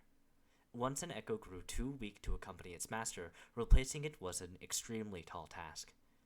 But shadows were capable of growing with him, becoming more powerful just as he grew more powerful. As long as Sunny was willing to put in the work, his shadow would never fall behind. The possibilities that this simple quality opened up were truly endless. It was enough to completely change his plans for the future. In the past, Sunny always envisioned himself as the main force in the battlefield, only relying on memories and a stray echo or two to support him. That was because echoes of higher ranks and classes were so unimaginably hard to come by. Although much more rare than memories, there were still many dormant echoes around, and a fair number of awakened ones too. They were mainly shared among masters and saints, who were capable of defeating the nightmare creature of these ranks with comparable ease. But battles against fallen and corrupted monsters, not to mention anything even more dreadful, were never easy. As such, these were not enough trophies brought back after killing creatures of their kind to make the idea of acquiring an echo of a higher rank a realistic possibility. For everyone except Sunny. He could slaughter weaker monsters, get lesser echoes, and then cultivate them into an unstoppable beast of slaughter. Not bound by the laws of probability and diminishing changes, he could slowly build an army of powerful shadows to fight his battles for him, and then watch them destroy his enemies from a safe distance while sipping on a cocktail. That's what rich people drink, right? Not to mention that monsters were not bound by the needs to pass nightmares to raise their rank, at least not to Sunny's knowledge. To be honest, he had no idea how nightmare creatures evolved their cores. Carapace Demon had seemed to do just fine just by eating the fruits of the soul tree and slowly absorbing large amounts of soul essence. In any case, there was a possibility that he would be able to make the Shadow Saint much more powerful than he himself had the chance to become on the Forgotten Shore. Perhaps even powerful enough to make his life here truly tolerable. Looking at the shadow with excited sparks dancing in his eyes, Sunny grinned from ear to ear. "You and I are going to accomplish great things together, buddy." If his own shadow wasn't worried about its place in his heart yet, it was smart to start worrying about it right now. The question that was consuming Sunny's thoughts now was this. How exactly was he supposed to feed the Shadow Saint with fragments? If he could simply transfer some of his own to her, he would do it without a second thought. Even though that would diminish his personal strength even further, however, there seemed to be no way to do so. No amount of looking at the runes, touching the stone creature, or trying to talk to the spell did the trick. Sunny even asked for advice from his own shadow, but that guy was in no mood to talk. The scornful word traitor was written all over his expressionless dark spot of a face. At least that's what Sonny read from it after being met with the silent treatment. In all the excitement, he failed to remember that the shadow was physically unable to speak. Scratching the back of his head, Sonny paced around the soul sea and tried to come up with a reasonable way to stuff some shadow fragments inside the taciturn stone monster. Well, the most obvious answer is to go and make her kill some nightmare creatures. However, will it work? When my loyal scavenger killed something, it was I who received the fragments, not him. Wait, him? Did Cassie infect me with her childish desire to assign human qualities to everything? It, not him. It was I, and not it. Right. That's better. Wait, what was I talking about? Glancing at the outside world, Sonny frowned. It was currently day there. Usually he would be sound asleep by now. Going out during the day was dangerous. He would have to walk outside the shadows, allowing all kinds of fallen horrors to lay eyes on him. He only survived for so long in this hell by being extremely cautious, cowardly, and only hunting during the night. He paid a harsh price to learn these lessons, almost losing his life in the process. But still, should he risk it? Chapter 108. Test Dummy. Still undecided, Sonny dismissed the stone saint. He was curious to see if the slumbering shadow would become a sphere of light just like an echo would. However, she did not. As soon as he gave the command, the ornate armor of the stone creature was immediately engulfed in black flame, and, with a gust of ghostly wind, she was gone. It seemed as though the shadow was returned to the embrace of the shadow core that had created her. It was now sleeping in its depths, bathed in the invisible waves of nurturing dark flames. Sonny scratched the back of his head. So, the shadows literally dwelled within the deepest part of his soul. He didn't really know how to feel about this, but felt that it was strangely fitting. He was a child of shadows himself, after all. With a thoughtful sigh, Sonny emerged from the soul sea and looked around his secret lair. Outside the ruined cathedral, the sun was shining above the cursed city, but none of its rays could reach this tranquil hidden chamber. Sonny suspected that once, a long time ago, the secret room served as the private quarters of a venerated young priestess who performed sacred rites in this temple.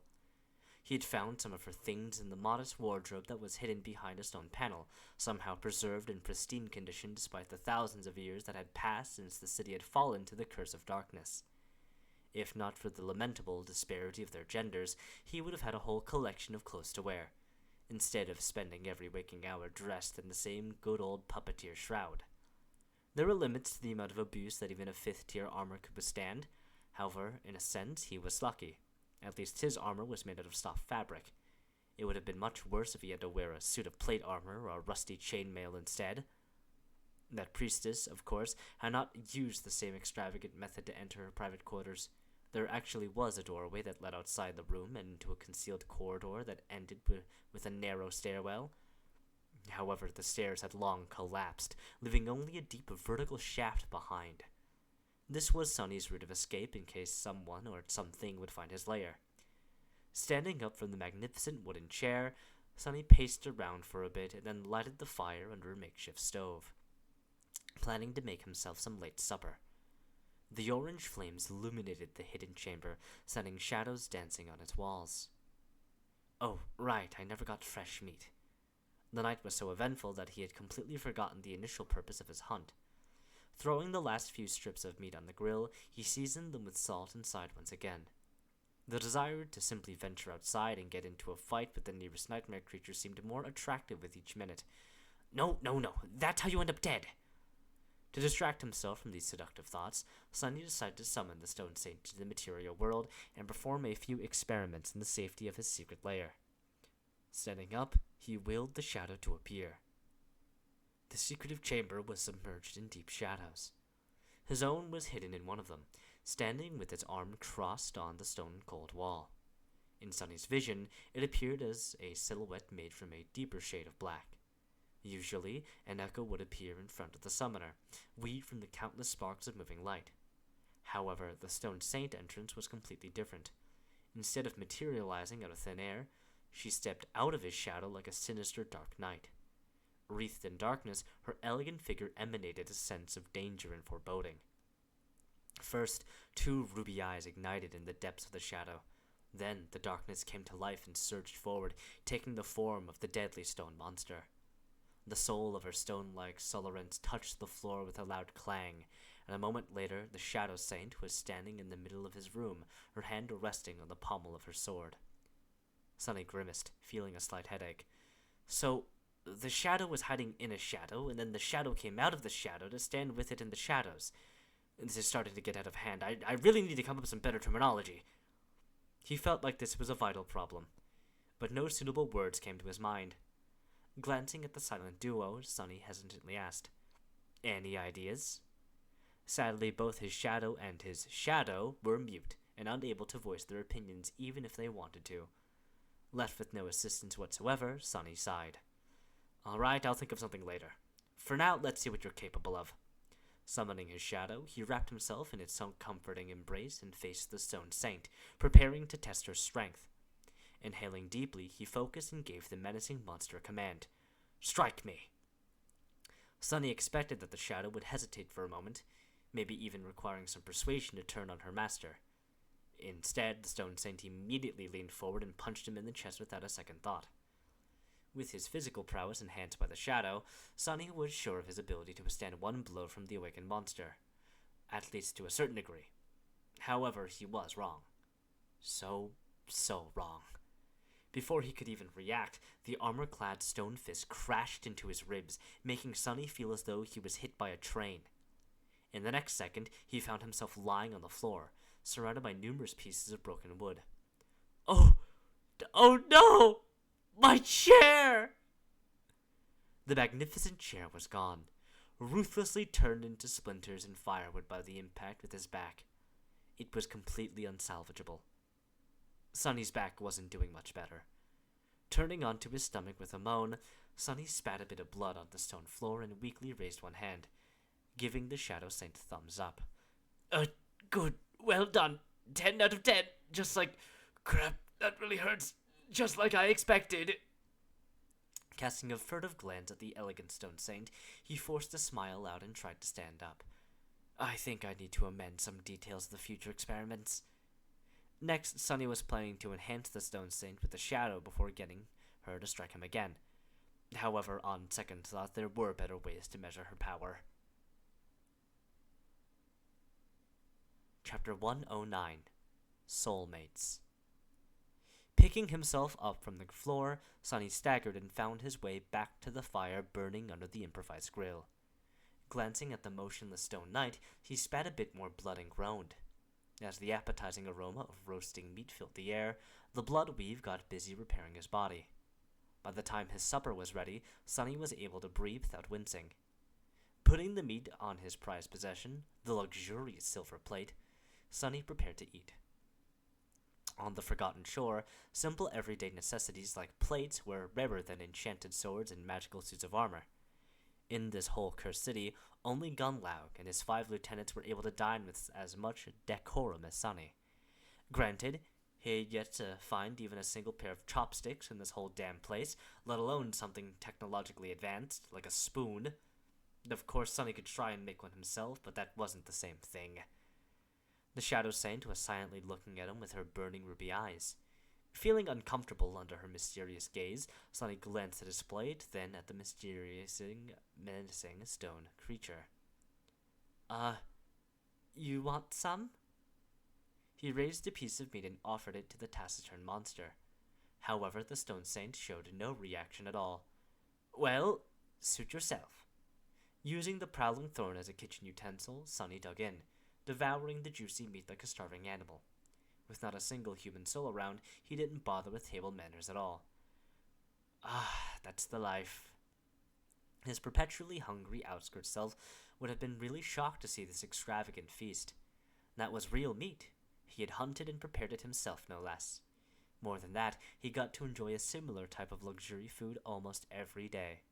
Of course, that real meat had come from a revolting horror of a monster, but these were just the small details. Chewing on the last piece with a sense of deep satisfaction, Sunny thoughtfully looked at the Stone Saint. It was time to continue. Earlier, he wanted to see if there was a possible synergy between the different powers that his aspect possessed. namely if the enhancement provided by shadow control could be applied to shadows. Sonny knew that his shadow was able to enhance his body, his memories, and, with lesser effect, various inanimate objects.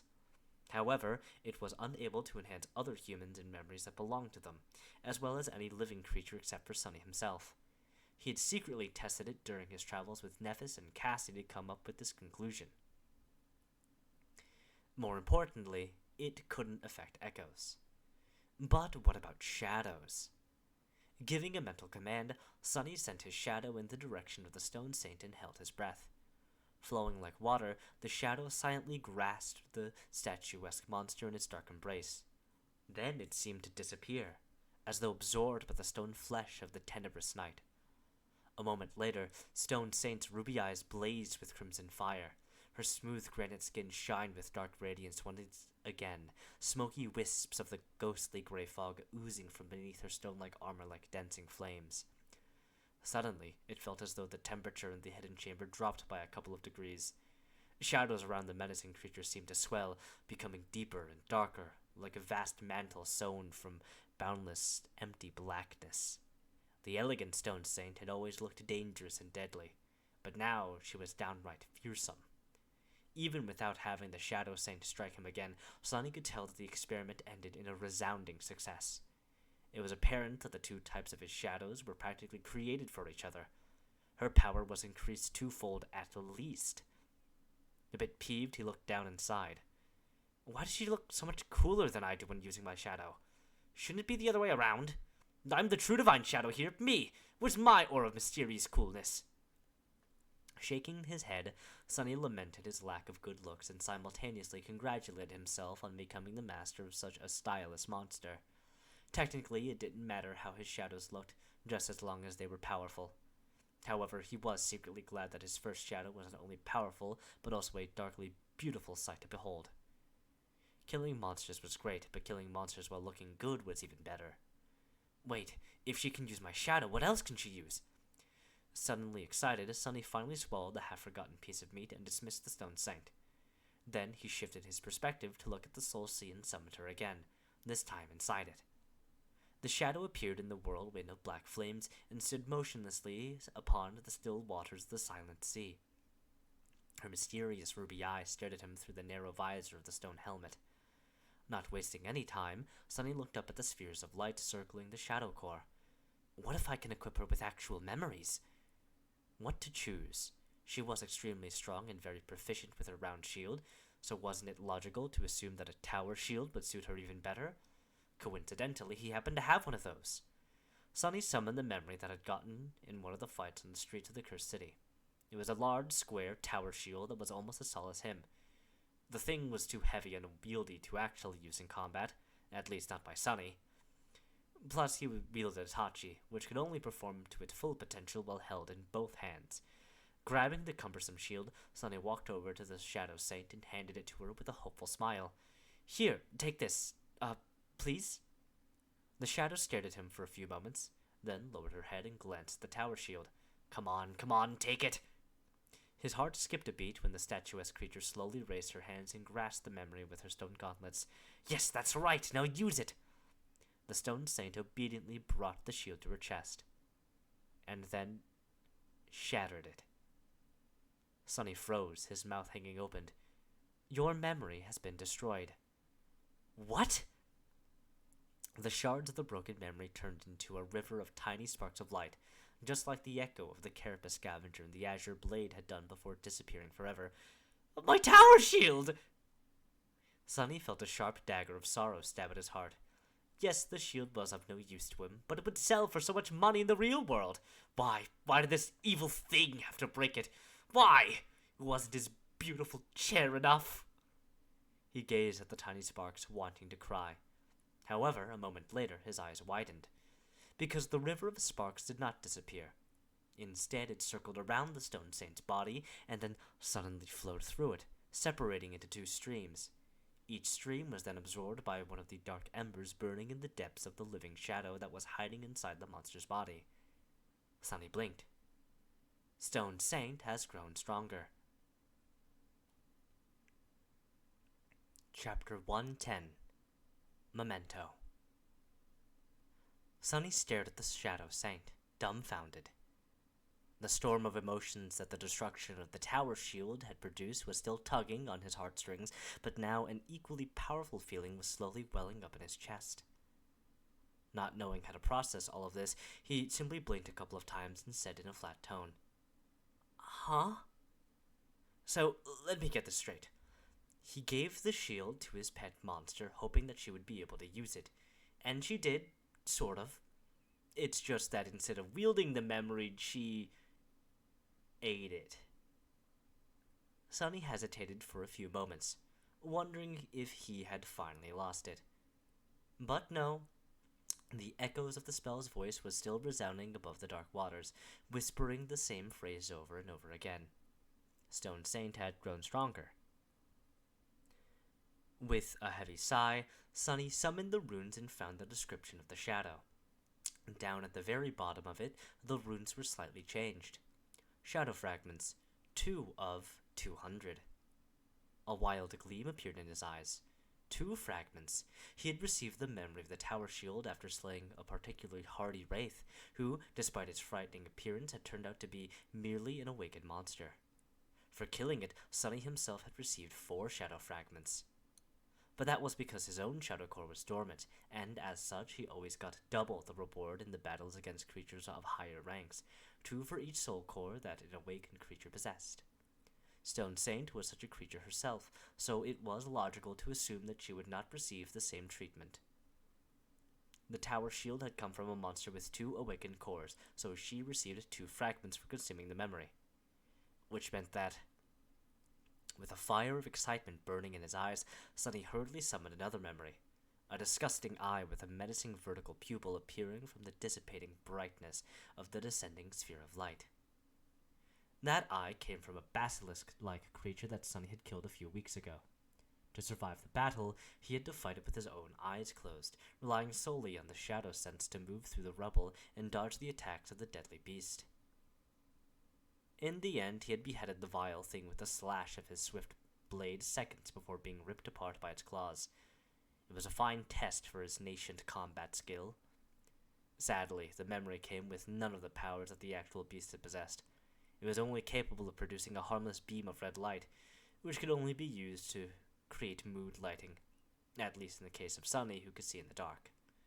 Grabbing the eye, he held it out for the Stone Saint to take. The shadow grabbed the disgusting thing, brought it to her chest, and then crushed it in her armored fist. Once again, the memory disintegrated into countless tiny sparks of ethereal light, which were then absorbed by the darkness hiding inside the elegant creature's body. Stone Saint has grown stronger. Sunny grinned, then threw his head back and laughed. So that's how it was. The shadows fed on memories. They consumed them to receive power, just like he killed nightmare creatures to consume the remnants of their shadows. To make sure, he glanced at the runes again and saw exactly what he had expected to see. Shadow fragments, 3 of 200. Tier 1 awakened memory, 1 fragment. Makes sense. Giddy with anticipation, Sunny summoned the next memory. A bulky suit of rusty plate armor appeared from the sphere of light and hovered in the air in front of him. This one he had received after burning the towering nest of monstrous flesh-devouring termites to the ground. Creating a bonfire in the absolute darkness of the Forgotten Shores night was a dangerous endeavor, but he had hoped to receive hundreds of shadow fragments by eviscerating the whole swarm of these tiny gelatinous creatures. Judging by the amount of bones littering the ground around the nest, they were a real plague. Sadly, the entire colony had turned out to be a single demonic being, landing him only 6 fragments. He even had to retreat without collecting the soul shards from the smoldering remains of the hive, scared away by the approach of several fallen horrors that should have been attracted by the bright flames. The memory was of little consolation, since his own puppeteer shroud was superior to it in all regards. But now, finally, it could be of some use. The Stone Saint devoured the armor, just like she had devoured the other 2 memories. Once again, the spell announced that the shadow monster had grown stronger. The runes changed again. Shadow fragments, 6 of 200. Every time the numbers changed, Sunny felt a deep sense of satisfaction. His menacing stone knight was becoming more fearsome with each second. He suspected that gambling addicts felt something similar in the throes of a rare winning streak. Caught in the moment, he grasped the next memories, but then stopped and stared at the small silver bell that lay silently in his hand. This one. This one was the first memory he had ever received, barely holding on to life in the bitter cold and terror of the first nightmare. It was the weakest memory he had, but also the most meaningful. Sonny had killed one human to receive it, and had used it to kill another. The silver bell was a reminder. With bleak eyes, he read the runes that shimmered in the lightless emptiness of his soul. A small memento of a long-lost home, which once brought its owner comfort and joy. Suddenly just drained of the excitement that had been consuming him just a few moments ago, Sonny sighed heavily and dismissed the memory. There was a dark expression on his face. Glancing at the motionless shadow saint, he turned to face away. That's enough for today. What a long day. I think I'll just go to sleep now. Leaving the soul sea, he stood silently for a few minutes, then slowly walked to his bed and fell on it. Dismissing the puppeteer's shroud, Sonny wrapped himself in the blanket and closed his eyes. He was so tired.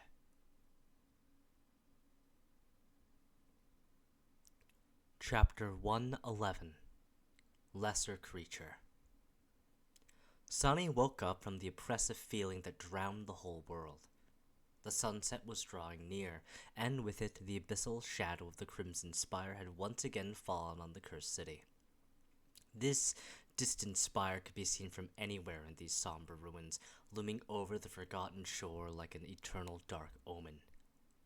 It was cyclopean and unimaginably high, with its roots growing from the endless sea of crimson coral, and its peak lost somewhere beyond the veil of gray clouds. In these past few months, Sonny had gotten accustomed to its presence and learned to not pay it any attention. Thinking about the spire was a sure road to madness. After all, somewhere inside that inconceivable structure lay their only hope of ever returning home. And hope was a poison. Yawning, Sonny stood up and stretched his arms. His good mood, which he had momentarily lost for some strange reason, was already returning. Now that he had some time to put the events of the previous night into perspective, he understood even more clearly how amazing his luck had been recently. The acquisition of the Stone Saint and her following transformation into a shadow were nothing short of miraculous. His life was about to change for the better. However, Sonny had to think things through thoroughly. He was in uncharted waters in regard with how to cultivate his pet monster. The initial excitement he felt after realizing the Shadow Saint was capable of consuming memories to collect shadow fragments was gone. In its place, there was now a series of uncomfortable questions. Sonny had spent somewhere around 6 months on the Forgotten Shore. In this time, he had only been able to collect 3 memories that were suitable to be fed to the Shadow, giving her mere 6 shadow fragments. With the current speed of progression, he would have to wait 16 full years to see his labor bear fruit, and find out what exactly was going to happen once the Stone Saint had accumulated all 200 shadow fragments that the runes demanded. Even among the elites of Gunlog's army, there was no one who had survived on the Forgotten Shore for more than 10 years. The king of the castle himself had only been here for 8, and only lived that long in large part due to luck. Granted, Sonny's battle ability would grow dramatically once the Deadly Stone Knight was added into the equation, but still, it was too long. He had to think of something. While he was doing the math, Sonny's eyes fell on the iron chest that stored his painstakingly accumulated fortune of soul shards. Distracted, he froze for a few moments, then hesitantly approached the chest and stared at its lid. By the standards of the Forgotten Shore, he was an incredibly rich man. His fortune could buy him a lot of things in the castle, from comparatively simple to increasingly rare and hard to come by. Some of the things that could easily be brought into that pit of despair he didn't even want to think about. What interested him the most, however, was the possibility of acquiring a large amount of memories. Powerful memories with useful enchantments were not cheap. In fact, they were extremely expensive. But he didn't really care about the quality. Since Stone Saint could get the same amount of fragments from the most useless of memories, all he needed was quantity. If he were to spend all his shards, her power would instantly leave by a considerable amount. In the future, he would be able to cultivate the shadow at double the speed too. Half of the materials coming from memories he would be acquiring from slaying monsters, and the other half from the memories he would be buying with the soul shards the monsters had left behind. This would potentially reduce the overall time frame to a somewhat sensible period. However, there was a big problem with this plan. Once Sonny began to spend a large number of soul shards, he would inevitably draw a lot of attention. Dealing with random daredevils who would try to rob him, while not pleasant, was not a big problem. But if Gunlaug himself were to become interested in his exploits, that would spell disaster. And then there was Nephis, whose presence made any sort of planning futile for reasons that only she and Sonny knew. Everyone else seemed to be blind and deaf to the truth, which was the source of the problem. Sonny frowned and turned away from the chest. I might come back to this idea later, but first I'll have to check if consuming memories is the only way for a shadow to grow stronger. He still wanted to know if the stone saint could absorb shadow fragments by slaying nightmare creatures just like he could. Some time later, Sonny was cautiously moving through the stone maze of the Forsaken City.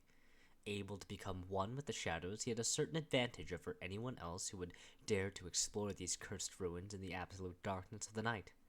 However, even he was always just one step away from death. Attracting the attention of the real masters of the streets, the fallen creatures who dwelled here from the ancient times, would be the end of him. Sonny had no illusions about that. Humans only survived here by learning how to avoid the fallen ones and seek out weaker monsters to hunt. There weren't a lot of lesser creatures who were able to secure a foothold in the cursed city, so hunting them was always dangerous. Nevertheless, that was what Sonny had made into his profession, and that was what he was doing now. Finally, he reached the area where he had observed a particular creature in the past. Surprisingly, Sonny was intimately familiar with that type of monster. After all, one of them had almost cost him his life in the past. Somewhere around this particular street, a lone carapace centurion had made its lair. Climbing atop a tall stone column, Sonny stood motionlessly in the darkness and waited for his prey to appear.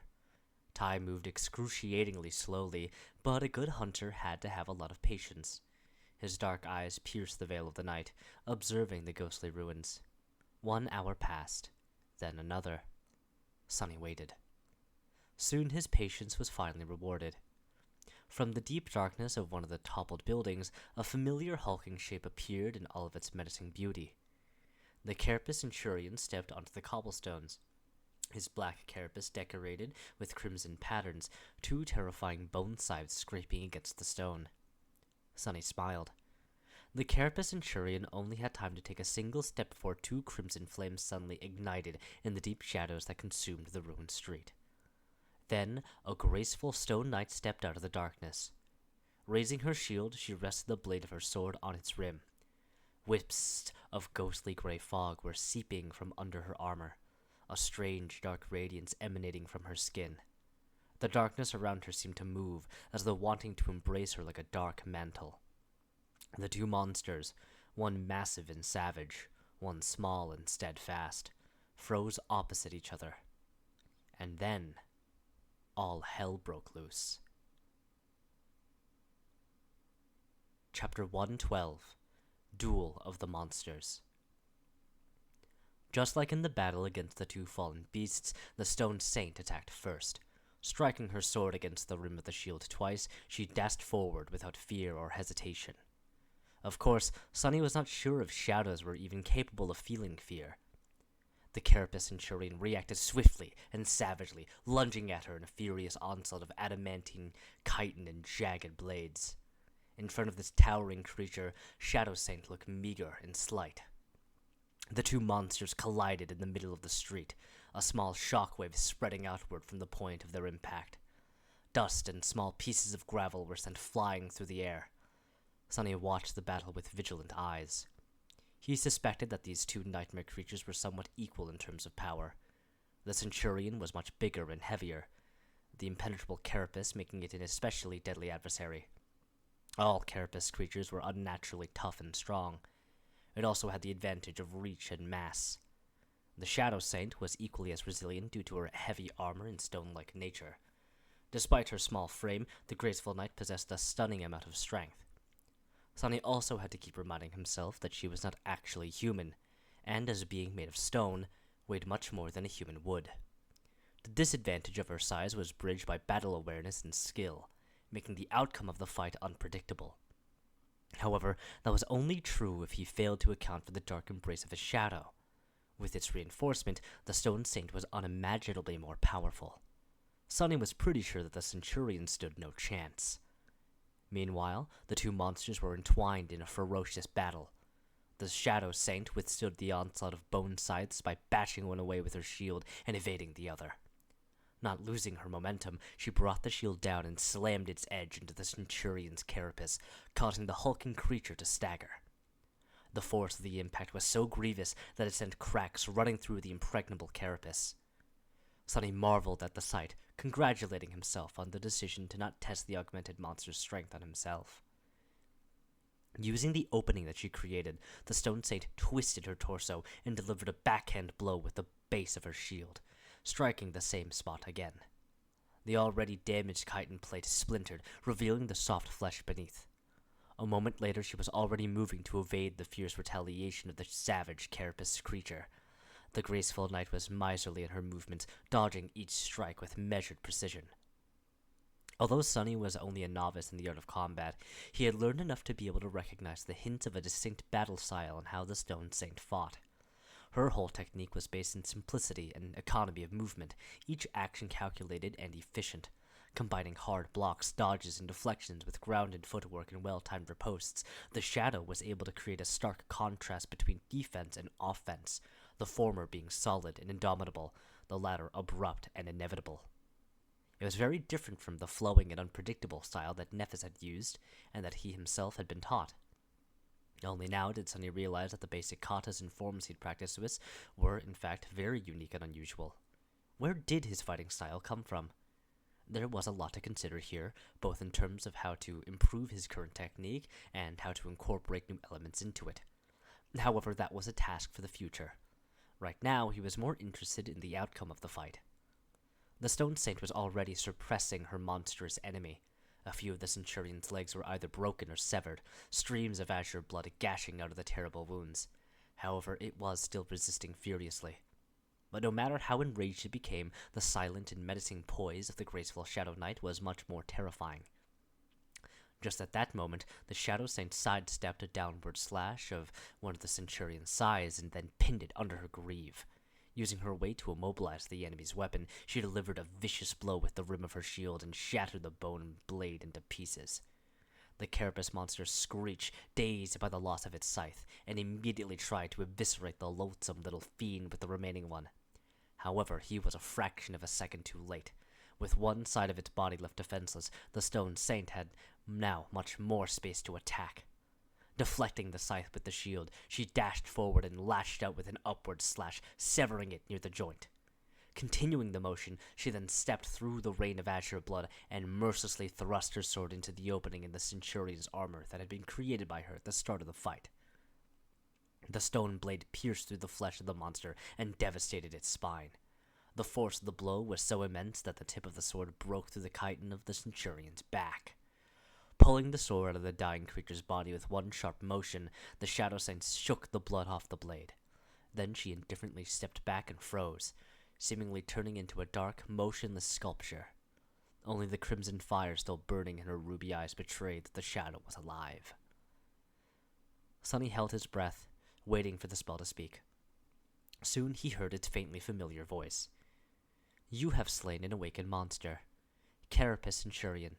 Your shadow grows stronger." Slightly disappointed, he summoned the runes and checked the number of shadow fragments in his possession. Shadow fragments. 307 of 1,000. 93 left to 400, he thought automatically.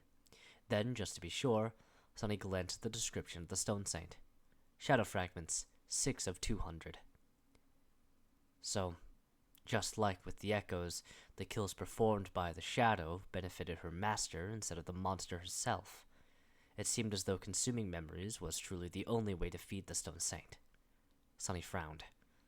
Well, that complicates things. Chapter 113. Dark Well. After the Shadow Saint had ruthlessly eviscerated the Carapace Centurion and confirmed Sonny's suspicions that he wouldn't be able to cultivate her in that way, he was left with nothing much to do. The knight was still young, but he had already achieved his goal. Now he was free to do whatever he wished. However, there weren't many very options available in the Cursed City. He could continue to hunt, reveling in the newfound power. With the Stone Saint at his command, Sonny would be able to bathe in the ruins in monster blood. However, that thought, no matter how seductive, left him uneasy. Hunting in this hellish place required patience and preparation. He only survived this long by carefully scouting the potential battlegrounds in advance and studying his prey from the shadows to learn its strength and weaknesses, not rushing into a fight until he was absolutely sure that there was a solid chance of victory. Shadow Saint or not, betraying these principles would still get him killed. And with his mental state, slightly unstable, Sonny didn't trust himself to stay cautious once the easy wins kept piling up. He had to proceed slowly. Looking around the quiet ruins, Sonny smiled again slightly. Actually, he wasn't that far from the library. He had indeed turned hunting nightmare creatures into a sort of profession, but it was just like that. A job. Like any well-adjusted young man, he also had a hobby. In his free time, Sonny liked to explore the ruins. The warm feeling of satisfaction he had experienced after finding the hidden nest of the vile thieving bird never left his memory. There was something deeply engaging in uncovering fragments of long-lost history and piecing them together. Maybe Sonny had inherited this passion from teacher Julius, or maybe it had always been slumbering deep within his heart. In any case, he enjoyed exploring the ancient city a great deal. It was full of all kinds of mysteries, both large and small. After thousands of years had passed, most traces of the past had been erased by the merciless flow of time. But by looking in the right places and exercising critical thinking, insight, and imagination, it was possible to piece together tiny shards of truth. Every time the seemingly disparate clues clicked into a coherent picture, Sonny felt a pleasant rush. Interestingly enough, it didn't matter whether the picture pertained to something important or completely useless. In fact, he enjoyed learning about the small details of the daily life of the inhabitants of the ancient city had once led much more than he enjoyed learning about the possible origins of the catastrophe that had befallen them, despite the fact that the latter was directly related to his own survival. For example, he was very curious to learn more about the young priestess whose private quarters he had made into a secret lair. The things she had left behind told him a lot about how the people of the city used to dress and think about the world, filling his imagination with colorful pictures of crowded streets and solemn cathedrals. But it was still not enough. His latest exploration project was the ruins of a grand library. Of course, none of the books and scrolls had survived the thousands of years in the cursed darkness. Luckily, the people who used to live in the city before its fall were very fond of stone engravings. He spent a lot of time studying the intact wall carvings, as well as fragments of surviving frescoes. One fresco, in particular, was especially grandiose and tantalizing, covering the entire floor of the library's main hall. Sadly, it too almost completely buried under rubble. Sonny had managed to clear some of it away, but most of the collapsed roof was too heavy for him to lift. Maybe the Shadow Saint would have more luck. It was a suitable plan, but for some reason, Sonny felt strangely reluctant to return to the exploration of the library on that particular night. What else can I do? He jumped down from the stone column and approached the dead Carapace Centurion to carve out some meat and soul shards. Come to think of it, the spot marked on the crude map that he had found on the body of the strange hunting party's leader was not that far away, too. Maybe he could check it out. Sonny vehemently shook his head. No, the map has to be fake anyway, right? Trying to suppress the unhealthy fire of curiosity burning in his chest, Sonny concentrated on the task at hand. Once the meat and the shards were in his possession, though, the persistent desire to follow the map returned. And if it's not fake, that's even worse. Who knows what kind of horror those fools were searching for? Surely there wouldn't be any treasure or important secrets hidden there. This whole thing smelled of nothing but peril. In fact, it reeked of something sinister, terrifying, and utterly evil. Sonny sighed. But honestly, what's the harm in taking one tiny look? It's just one look. What's the worst that can happen? Quietly stepping through the stone rubble, Sonny cautiously approached the spot marked on the map. For some strange reason, very few nightmare creatures seemed to choose this remote part of the city as their hunting grounds. It was as though they were compelled to avoid this place. Come to think about it, that fact alone would be enough to scare Sunny away. In normal circumstances. But with the stone saint hiding in the shadows, he felt a bit braver. He would be able to run away if anything happened, at least. Approaching a large building that had been magnificent once, Sunny climbed over the collapsed wall and found himself in a dark and secluded courtyard. In the center of the courtyard there was a well. Its round mouth loomed like an open wound in the stone, filled with nothing but empty blackness. The well was covered with a strange, ornate iron grate. It must have weighed several tons at least, as though someone desperately wanted to prevent anything from ever lifting it from its place and leaving the well open. Sunny gulped before approaching and looking through the grill of the grate. The silent well was so deep that he couldn't see its bottom. Maybe there wasn't one. Picking up a small stone, Sunny dropped it down. The black mouth of the well swallowed the stone, making it disappear. Many seconds passed, but there was no sound of the rock hitting anything. Sunny was almost ready to try again, but then the well spoke. A melodic, strangely enchanting voice resounding from its dark depths filled Sunny's ears with sweetness. "Ah, a guest!" He staggered back, his eyes opening wide in fear. "Nope, not doing that!" Sunny wanted to turn around and run away, but something stopped him from following his instinct. He sensed that leaving without finding out was going to be the wrong decision. And the voice sounded so human-like. It was like the voice of someone you would want to be your friend. He shook his head, breaking free from the reverie. What were those damned fools up to? What are they doing there in that damn castle? I need to warn Nephis. No, wait, I need to find out more first. I'll try to understand what is going on here, but if there's any sign of danger, I run. Gritting his teeth, Sunny forced himself to stay still. A moment later, the well whispered, "How wonderful. I haven't been fed in a long, long time." Chapter 114. Voice of Darkness.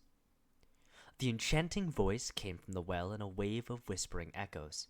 It was soft and charming, flowing like a smooth silken melody. It seemed to belong to a young man. If mere humans could even possess such a voice, a divine being would suit it more. Nor a profane one. Sunny wasn't in the mood to appreciate the smooth and rich texture of the voice, though. He was covered in cold sweat. The echoes whispered, "Time, time, time." In all his time on the Forgotten Shore, Sunny had only met one other creature capable of mimicking human speech. The memory of that encounter still made him tremble. The thing that had come from the depths of the dark sea in a mantle of fog and stolen Cassie's voice was by far the most terrifying being he had ever met. He didn't even want to remember the utter horror he had felt when the swarm of whispering voices had surrounded him. On that night, Sunny had only been able to keep his sanity intact because of the blind girl's timely warning. He had only survived the meeting with the creature that possessed a human voice by keeping his eyes tightly shut. And now here was another. Why were those hunters searching for this ancient horror? He frowned. If something sinister was brewing inside the castle, he had to warn Changing Star. But he couldn't do anything before establishing at least some understanding of the entire situation. That's why Sunny forced himself to stay still, despite the fact that every instinct in his body screamed for him to run away. Instinct was not always the best advisor. Humans possess intelligence for a reason. The black fissure of the well loomed in front of him like a pool of darkness. Suddenly, he was incredibly grateful for the immensely heavy ornate grate that kept the charming talker imprisoned in the lightless depths. Sunny licked his lips and tried to regain his composure. Ready to summon the stone saint and the midnight shard at any moment, he took a step forward and gazed into the dark emptiness once again. Then he slowly said, "It's nice to meet you." He couldn't quite believe that he was trying to communicate with the terrifying prisoner of the well instead of running away without looking back. Life was sure full of surprises. Until the moment it gave you the last one, of course. A soft chuckle resounded from the well. After its melodious murmur disappeared in the darkness of the secluded courtyard, the voice said, "Oh, no, the pleasure is mine." The echoes whispered, "Mine, mine, mine." Sunny was considering his next words very carefully. My life might be depending on what I say next. He couldn't help but remember old fairy tales about terrible monsters that liked to play riddles with lost children. One wrong answer and the children were devoured, never to be seen again. Was he going to end up in similar danger? It was still not too late to turn back. However, before he could ask his question or make the decision to retreat, the thing in the well spoke again. It said, "So, are you guys going to feed me or not? Not to offend anyone, but lately you've been very tardy. I have been sitting here by my lonesome for 3 days already. Or have you decided to try something new?" Sunny blinked. What? That wasn't exactly what he expected to hear from the mouth of an ancient evil. That thing sounded so human. He was almost tempted to believe that it actually was. "That's how it gets you, fool!" Sunny forced himself to remain vigilant. What did he know about how primordial evils were supposed to talk anyway? If it was able to steal the knowledge of human language from his head, it would surely be able to steal some other things too. While Sunny was trying to comprehend what was happening, a few seconds flew by. The voice waited for a bit, then returned. "Oh, I see. So, you're going to with starvation now. Well, I have to give you guys some credit. This is your best idea yet. Sadly, it won't work. Do you even know what types of diets we trainees have to follow to debut? I guess not. Actually, I have to thank you. This is a great opportunity to work on my BMI. The echoes whispered. BMI. BMI. BMI. Wait, what? Sunny stared into the well, dumbfounded. His eye twitched. Don't tell me that there's really just some guy sitting on the bottom of that damn well. Feeling that the world suddenly stopped making any sense, he rubbed his temples, then asked in a strange tone, "Who are you?" The well fell silent. Sunny tried to remember what the charming voice had told him before. Something about not being fed in a long time. It surely sounded ominous and creepy in the moment, but if he looked at it a bit differently, if the group of hunters he lured to their deaths had been on its way to deliver food to a prisoner, then that would explain why the poor guy had to skip a few meals. But why would they keep someone imprisoned in this remote area of the ruins? Meanwhile, the voice spoke again. This time, it sounded tense. Wait, you're not one of the... You're not... Oh gods! Sunny covered his face with his hands, realizing what was going to happen next. Oh gods, it's not a human! Heavens, I'm going to die! Those damn fools finally got me killed! From the perspective of a sleeper locked inside of a well in the middle of the ruins, only two types of beings could come here to find him. Either his captors, or nightmare creatures. Sunny revealed that he wasn't one of the captors by asking his last questions, which left only one other possibility. The fact that he came to the well during the night, alone, and not using anything to light the way only made the conclusion easier to make. Wait, it speaks! Oh gods, I've only ever heard of one other creature in the Forgotten Shore that can mimic human speech. No, not like this! Damn, he really does have a nice voice. It's beautiful even when full of despair. What? It's just a voice. Why am I so enamored with... Was he so desperate to hear a human voice? Why? He was doing fine on his own. Great, even. Better than ever. Focus on that task. But what exactly was the task? Sunny had never expected to find a human at the end of the crude map. What was he supposed to do now? I guess the first step would be to find out who this guy in the well is. Now we got there. Then I can decide what to do with him, or if I should do anything at all. But there hit the problem. First, Sunny had to convince the young man in the well that he was actually human too. Sunny glanced at his shadow, feeling somewhat helpless. The shadow was bent over, holding its stomach. Its shoulders were shaking. Chapter 115. Nightingale. Sunny could really understand how bad the situation looked from the perspective of a young man with a beautiful voice.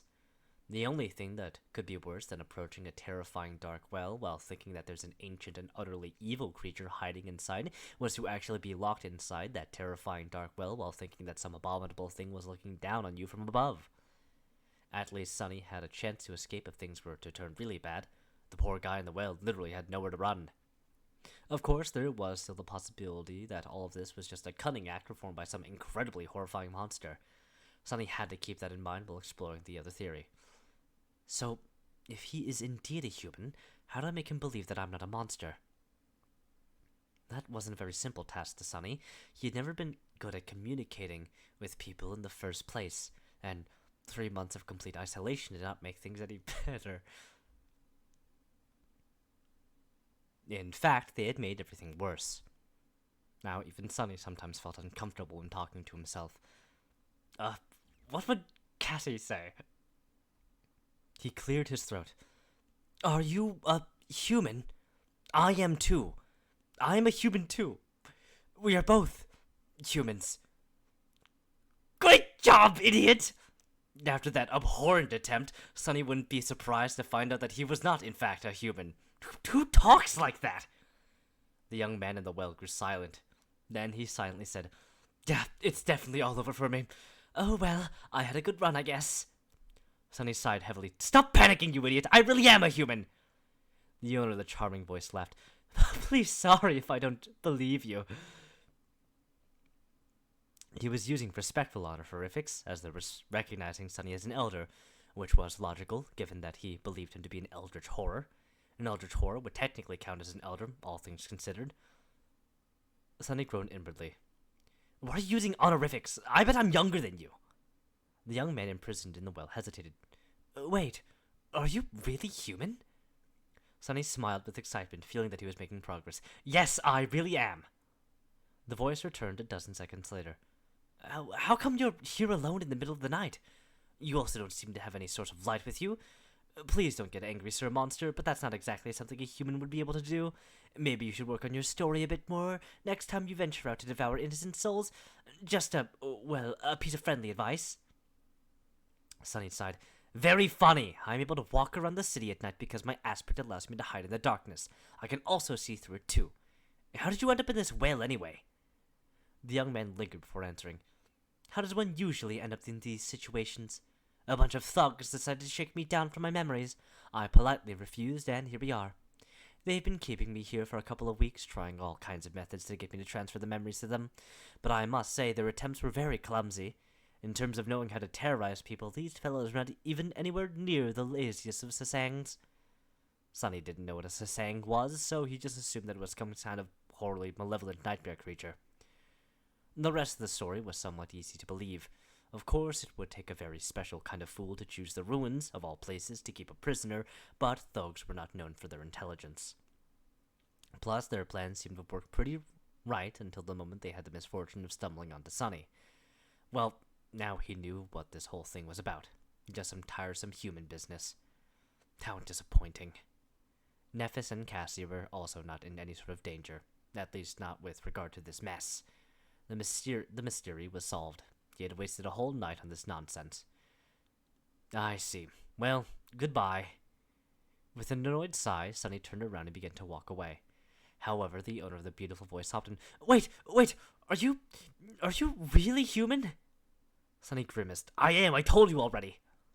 The young man imprisoned in the well hurriedly asked, Can you maybe get me out of here? Those guys are not coming back tonight, I think. If you help me escape, I'll make it worth your while. Sunny scratched the back of his head, then frowned. In what way? After a short pause, the charming voice returned again, this time somewhat hesitant. Well, you might not know this, but I'm quite a rich person. I have a whole stash of soul shards back in the castle. Some might even say I have a small fortune. Half of it is yours if you get me out of this pit. That's 10 shards at least. Sunny suddenly got an idea. Of course, he did not need the 10 shards that the young man was offering. The fact that he had these shards, though, that was potentially very useful. If he wanted to avoid unnecessary attention when buying memories with his hoard of soul shards, he would need a suitable proxy.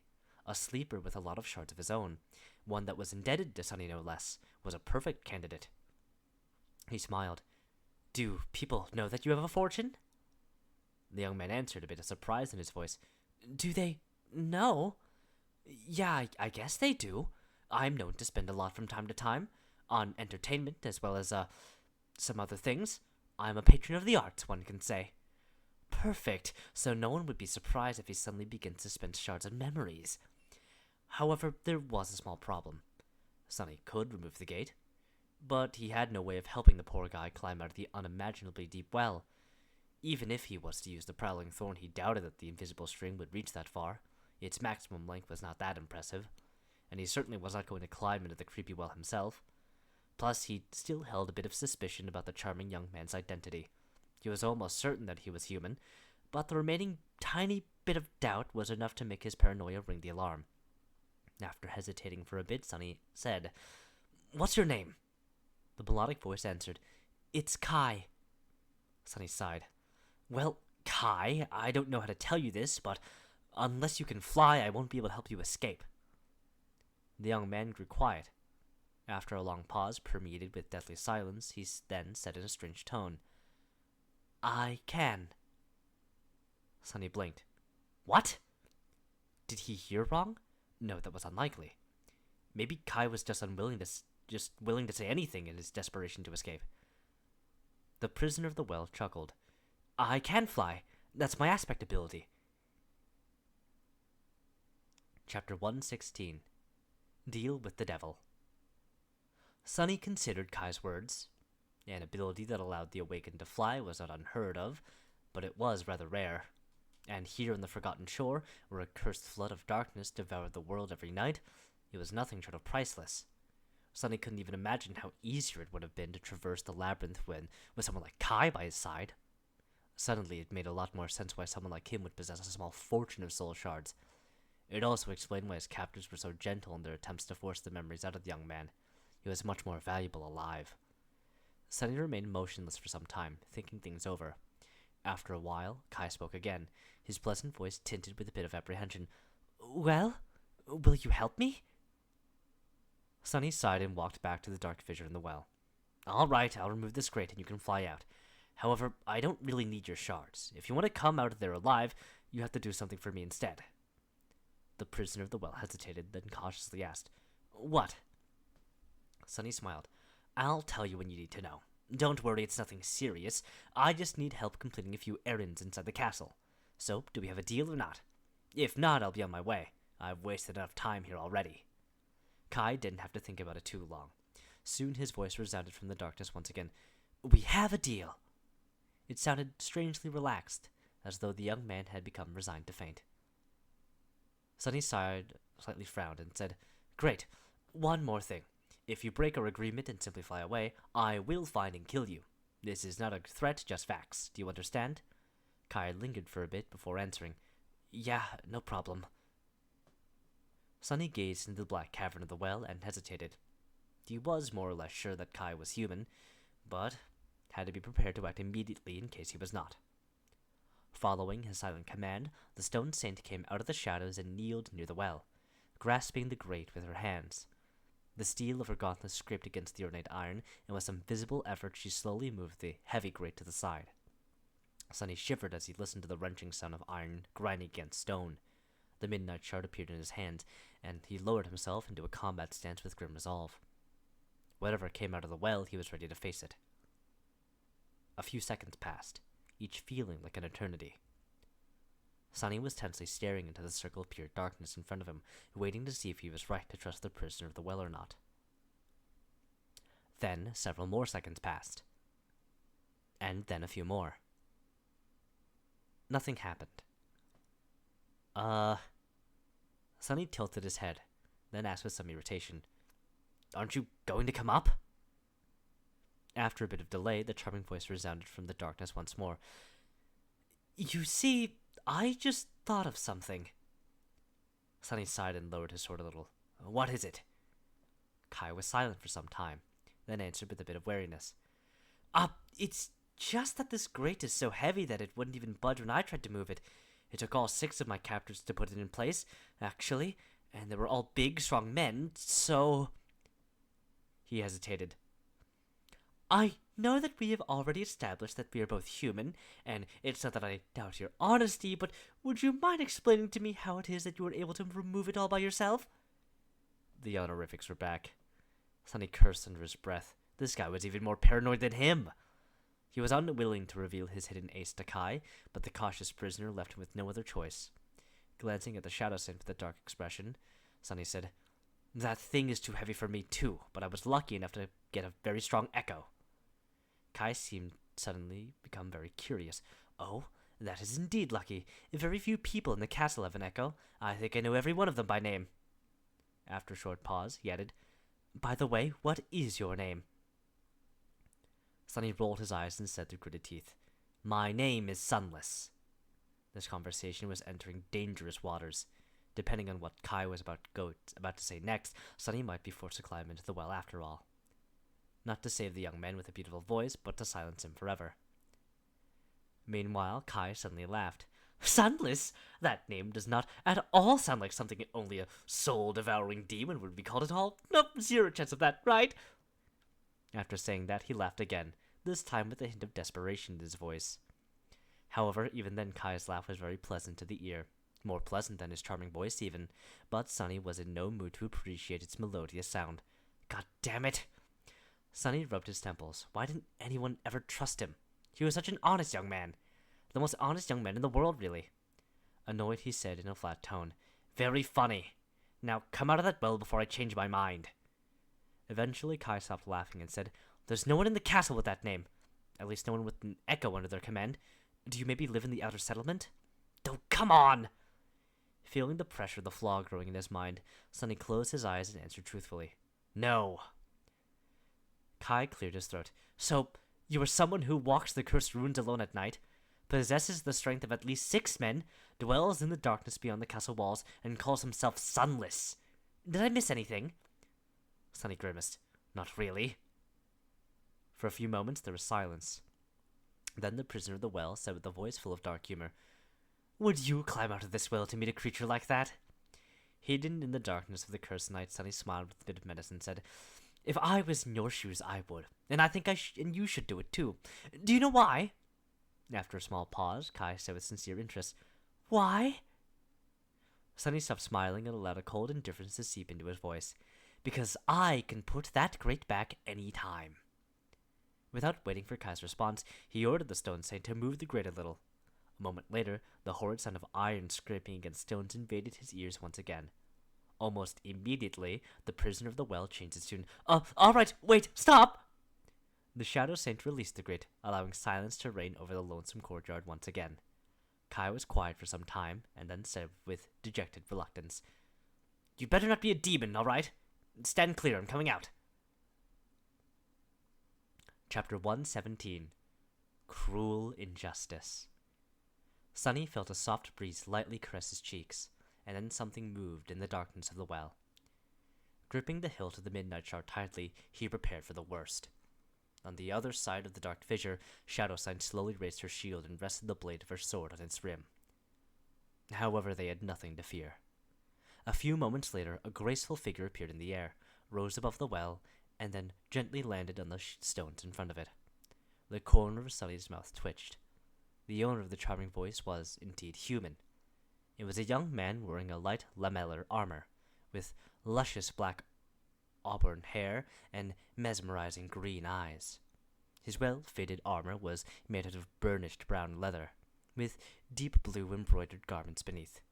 However, for a moment he wished that Kai actually turned out to be a demon. Because the damn guy not only possessed the most charming voice he had ever heard, but was also drop-dead gorgeous. Honestly, it was simply unfair. Kai was tall, slender, and incredibly handsome. His face was small, perfectly shaped and beautiful, with high cheekbones and flawless ivory skin. His green eyes were nothing short of electric, and his lips were soft and full like... what am I thinking? What's more, he seemed to possess that special type of warm charm that made some people almost irresistibly attractive. Sunny wouldn't be surprised to find that droves of girls simply fell to Kai's feet every time he happened to casually walk by. Perhaps a few guys, too. Even worse still, the bastard looked like a genuinely nice person, without the smallest trace of arrogance or entitlement on his pretty face. There were playful sparks of humor hiding deep within his eyes, and one could be absolutely sure that when Kai smiled, cute dimples would appear on his cheeks. You couldn't even hate the damn guy. 2 weeks spent in the dark, deep pit did nothing to lessen his glamour too. In short, Kai was the most beautiful person Sunny had ever met, seen, even compared to other awakened. He looked like one of those screen idols that people love to obsess over, only somehow even more attractive in person. Sunny glanced at himself, feeling a strong desire to grind his teeth in outrage. Well, this is just a cruel injustice, simple as that. Meanwhile, Kai noticed that Shadow Saint's burning ruby eyes, which were the only source of light in the absolute darkness of the night and flinched back with a paled expression on his face. "No, no, it's a demon after all!" Sunny got distracted from his self-pity and blinked. Then, feeling somewhat spiteful, he said, "I'm behind you, idiot." Kai froze, then slowly turned around to face him. Sunny didn't fail to notice that the young man held one of his hands out, obviously ready to summon whatever memory he used as a weapon. Blinded by darkness, Kai couldn't see him, of course. "Well, good.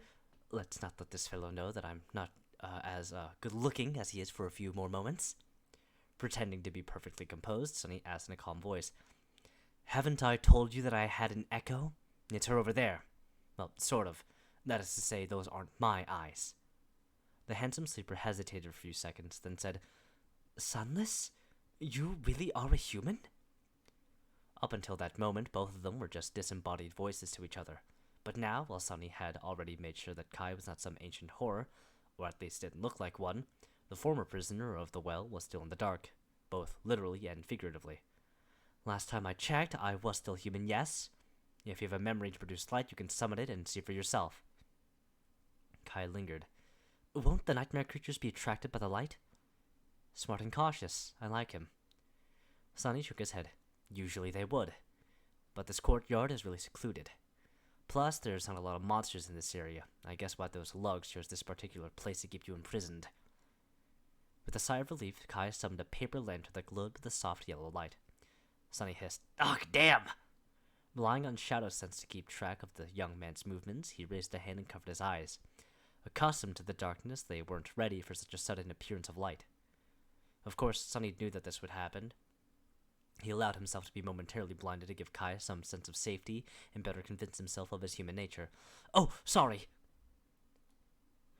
The beautiful young man lowered the lantern a little and looked up, trying to finally lay eyes on his mysterious liberator. Then, with a bit of surprise, he slightly lowered his head and looked down. "Great, that is not humiliating at all." Kai stared at Sunny for a few seconds, and after realizing that he was indeed a human, offered him a dazzling smile. His smile was as charming as the rest of him. Even the cute dimples that Sunny had imagined would inevitably appear in his cheeks were indeed there in all their glory. It was nothing short of obnoxious. "Well, what a surprise! I was almost certain that you will turn out to be a terrible monster, but you aren't. You really are a human, and such a cutie, too." Sunny coughed. "What? Did he just call me a cutie? How dare he? I mean, thanks? What is happening?" Meanwhile, Kai frowned. "But, Sunless?" "What?" The beautiful sleeper blinked a couple of times. "Can I ask you something? If you really don't live in the castle or in the outer settlement, then where do you live?" Sunny shrugged. "I mean, are there many options left? I live in the city." Kai hesitated for a bit, but then suddenly a light of realization ignited in his mesmerizing green eyes. "Oh, I think I've heard of you. Aren't you that crazy kid that lives alone in the ruins?" Sunny stared at him with murder in his eyes. "Why does everyone keep calling me kid? Why does everyone keep calling me crazy? I'm not crazy!" With a deep sigh, he answered, "Indeed, that's me. You can call me Sunny, by the way. Once you get to know me better, you'll realize that I am not, in fact, that crazy." Kai looked at him with doubt. Noticing that, Sunny grinned. He decided to tease the obnoxiously gorgeous young man a little. Of course, with the limitations of his flaw, that was going to require a bit of finesse. Putting too much enthusiasm in his voice, Sunny said, "And I don't actually live alone. I have plenty of creatures to keep me company. You might even call them my friends.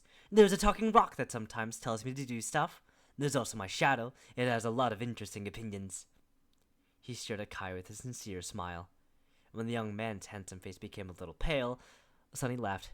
"Gee, relax, man. I'm just joking around with you." Then he looked down at the shadow and added in a dark, angry tone, "They're not really my friends. I actually can't stand that rock, and the shadow and I barely talk these days." Chapter 118. Mirror Image. Perhaps joking around with Kai was a bit cruel, but Sunny was really annoyed by how ridiculously good-looking the other sleeper was. Plus, he had not talked to another human in such a long time that his already lacking communication skills had become truly rusty. Since they were going to visit the castle soon, Sunny had to prepare himself for the inevitable moment when he would be forced to talk to strangers. Stretching his flaw to its limits was a good practice. He wouldn't want to something like That accident to happen again. The unpleasant memory soured Sunny's mood.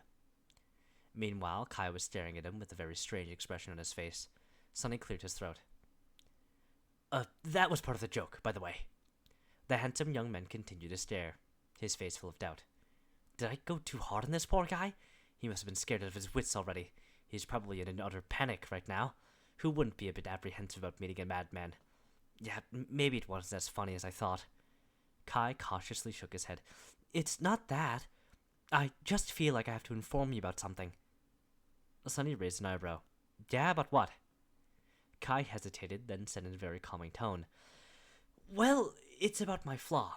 I can actually tell when someone is lying to me. So, when you said that there's a rock that tells you what to do, I knew that it was true right away. Sunny glared at the beautiful young man with an incredulous expression. Internally, he didn't know whether to laugh or to cry. Flaw? How was that a flaw? That's a damn superpower, you despicable bastard! Why was that Kai so lucky? He had the charming voice, the tall stature, the perfect face. Even his flaw was a damn blessing. Coincidentally, it was also a perfect counter to the better half of Sunny's tricks. If Kai had not informed him about this strange flaw of his, Sunny would have gotten himself into a really big trouble pretty soon. Luckily, the beautiful young man happened to be a very honest guy. What an angel! While Sunny was seething in outrage, Kai said in a gentle tone, So, Sunny, what exactly does that rock ask you to do? Do you maybe want to tell me? Sunny sighed. I'll have to be really, really careful and watch what I say around this guy. Well, you're no fun at all. The talking rock is actually a memory capable of repeating words. I use it as an alarm occasionally, so it mainly tells me to wake up. As for that stuff I told about my shadow being opinionated, that's also true, but as you know, I suppose, my shadow has a bit of personality due to its function within my aspect. Kai thought about it, then smiled.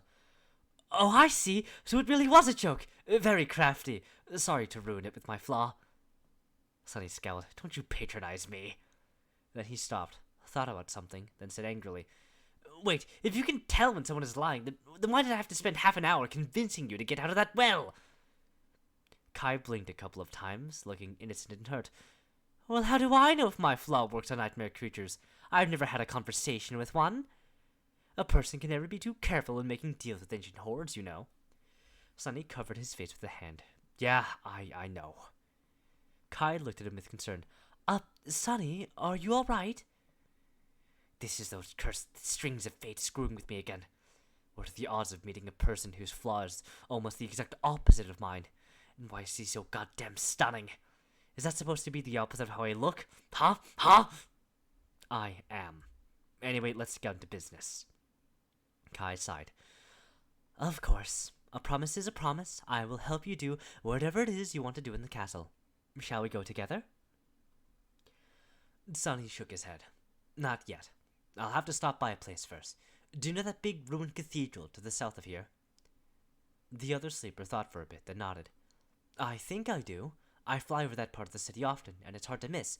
Are you taking me there? Good question. On one hand, Sunny didn't want anyone to know where he lived. On the other hand, he didn't trust Kai enough to simply let him return to the castle and wait there. But moving through the city with a source of light was not something he was prepared to do either. Was there a compromise? I can't take you anywhere with that lantern of yours. I survived by hiding in the darkness, remember? So you can go ahead and fly to the cathedral on your own. Wait for me on the roof. Kai looked south, remembering the location of the ruined temple, then nodded. All right. Sunny raised a hand, stopping the young man from flying away. Wait, whatever happens, don't go inside the cathedral, okay? I'm not joking. There's a fallen devil residing inside, so if you do, he'll butcher you just like he butchered that bunch of idiots who had kidnapped you. Kai stared at him in shock. What? They're dead? Sunny shrugged. How do you think I found you in that well? One of the dead thugs had a map on his body. I thought there would be treasure hidden in the marked location, but... The beautiful sleeper smiled. But it was something much better. Oh, thank you for the compliment. I'll be careful not to enter the cathedral, rest assured. Sunny stared at the smiling Kai for some time, then shrugged in exasperation. Sure, off you go. And remember, if you break our agreement, I will find and kill me. Yeah, don't worry, Sunny, I never break a promise. With these words, Kai raised his head and looked up. A soft gust of wind touched Sunny's skin, and in the next moment, the charming sleeper suddenly soared above the ground, quickly disappearing into the sky. Soon, only a tiny dot of his paper lantern could be seen, moving south through the black skies like a lonely star. Suddenly, Sunny trembled. A cold feeling of dread grasped his heart like an iron grip. Following the dot of light with his eyes, he whispered, "There was a lonely star burning in the black skies, and under its light the castle was suddenly consumed by fire, with rivers of blood flowing down its halls." He stood for a while in the darkness, motionless. If Sunny didn't know better, he would have thought that this part of Cassie's prophecy talked about Kai. But he did know better. He had known the truth of that prophecy for some time now. Lowering his head as Sunny licked his lips and asked the voiceless shadow in a raspy voice, Is it already starting?" Like always, the shadow did not answer. What a stupid question. Of course not. It had started a long time ago. Right at the moment when the three of them had entered the ruined city.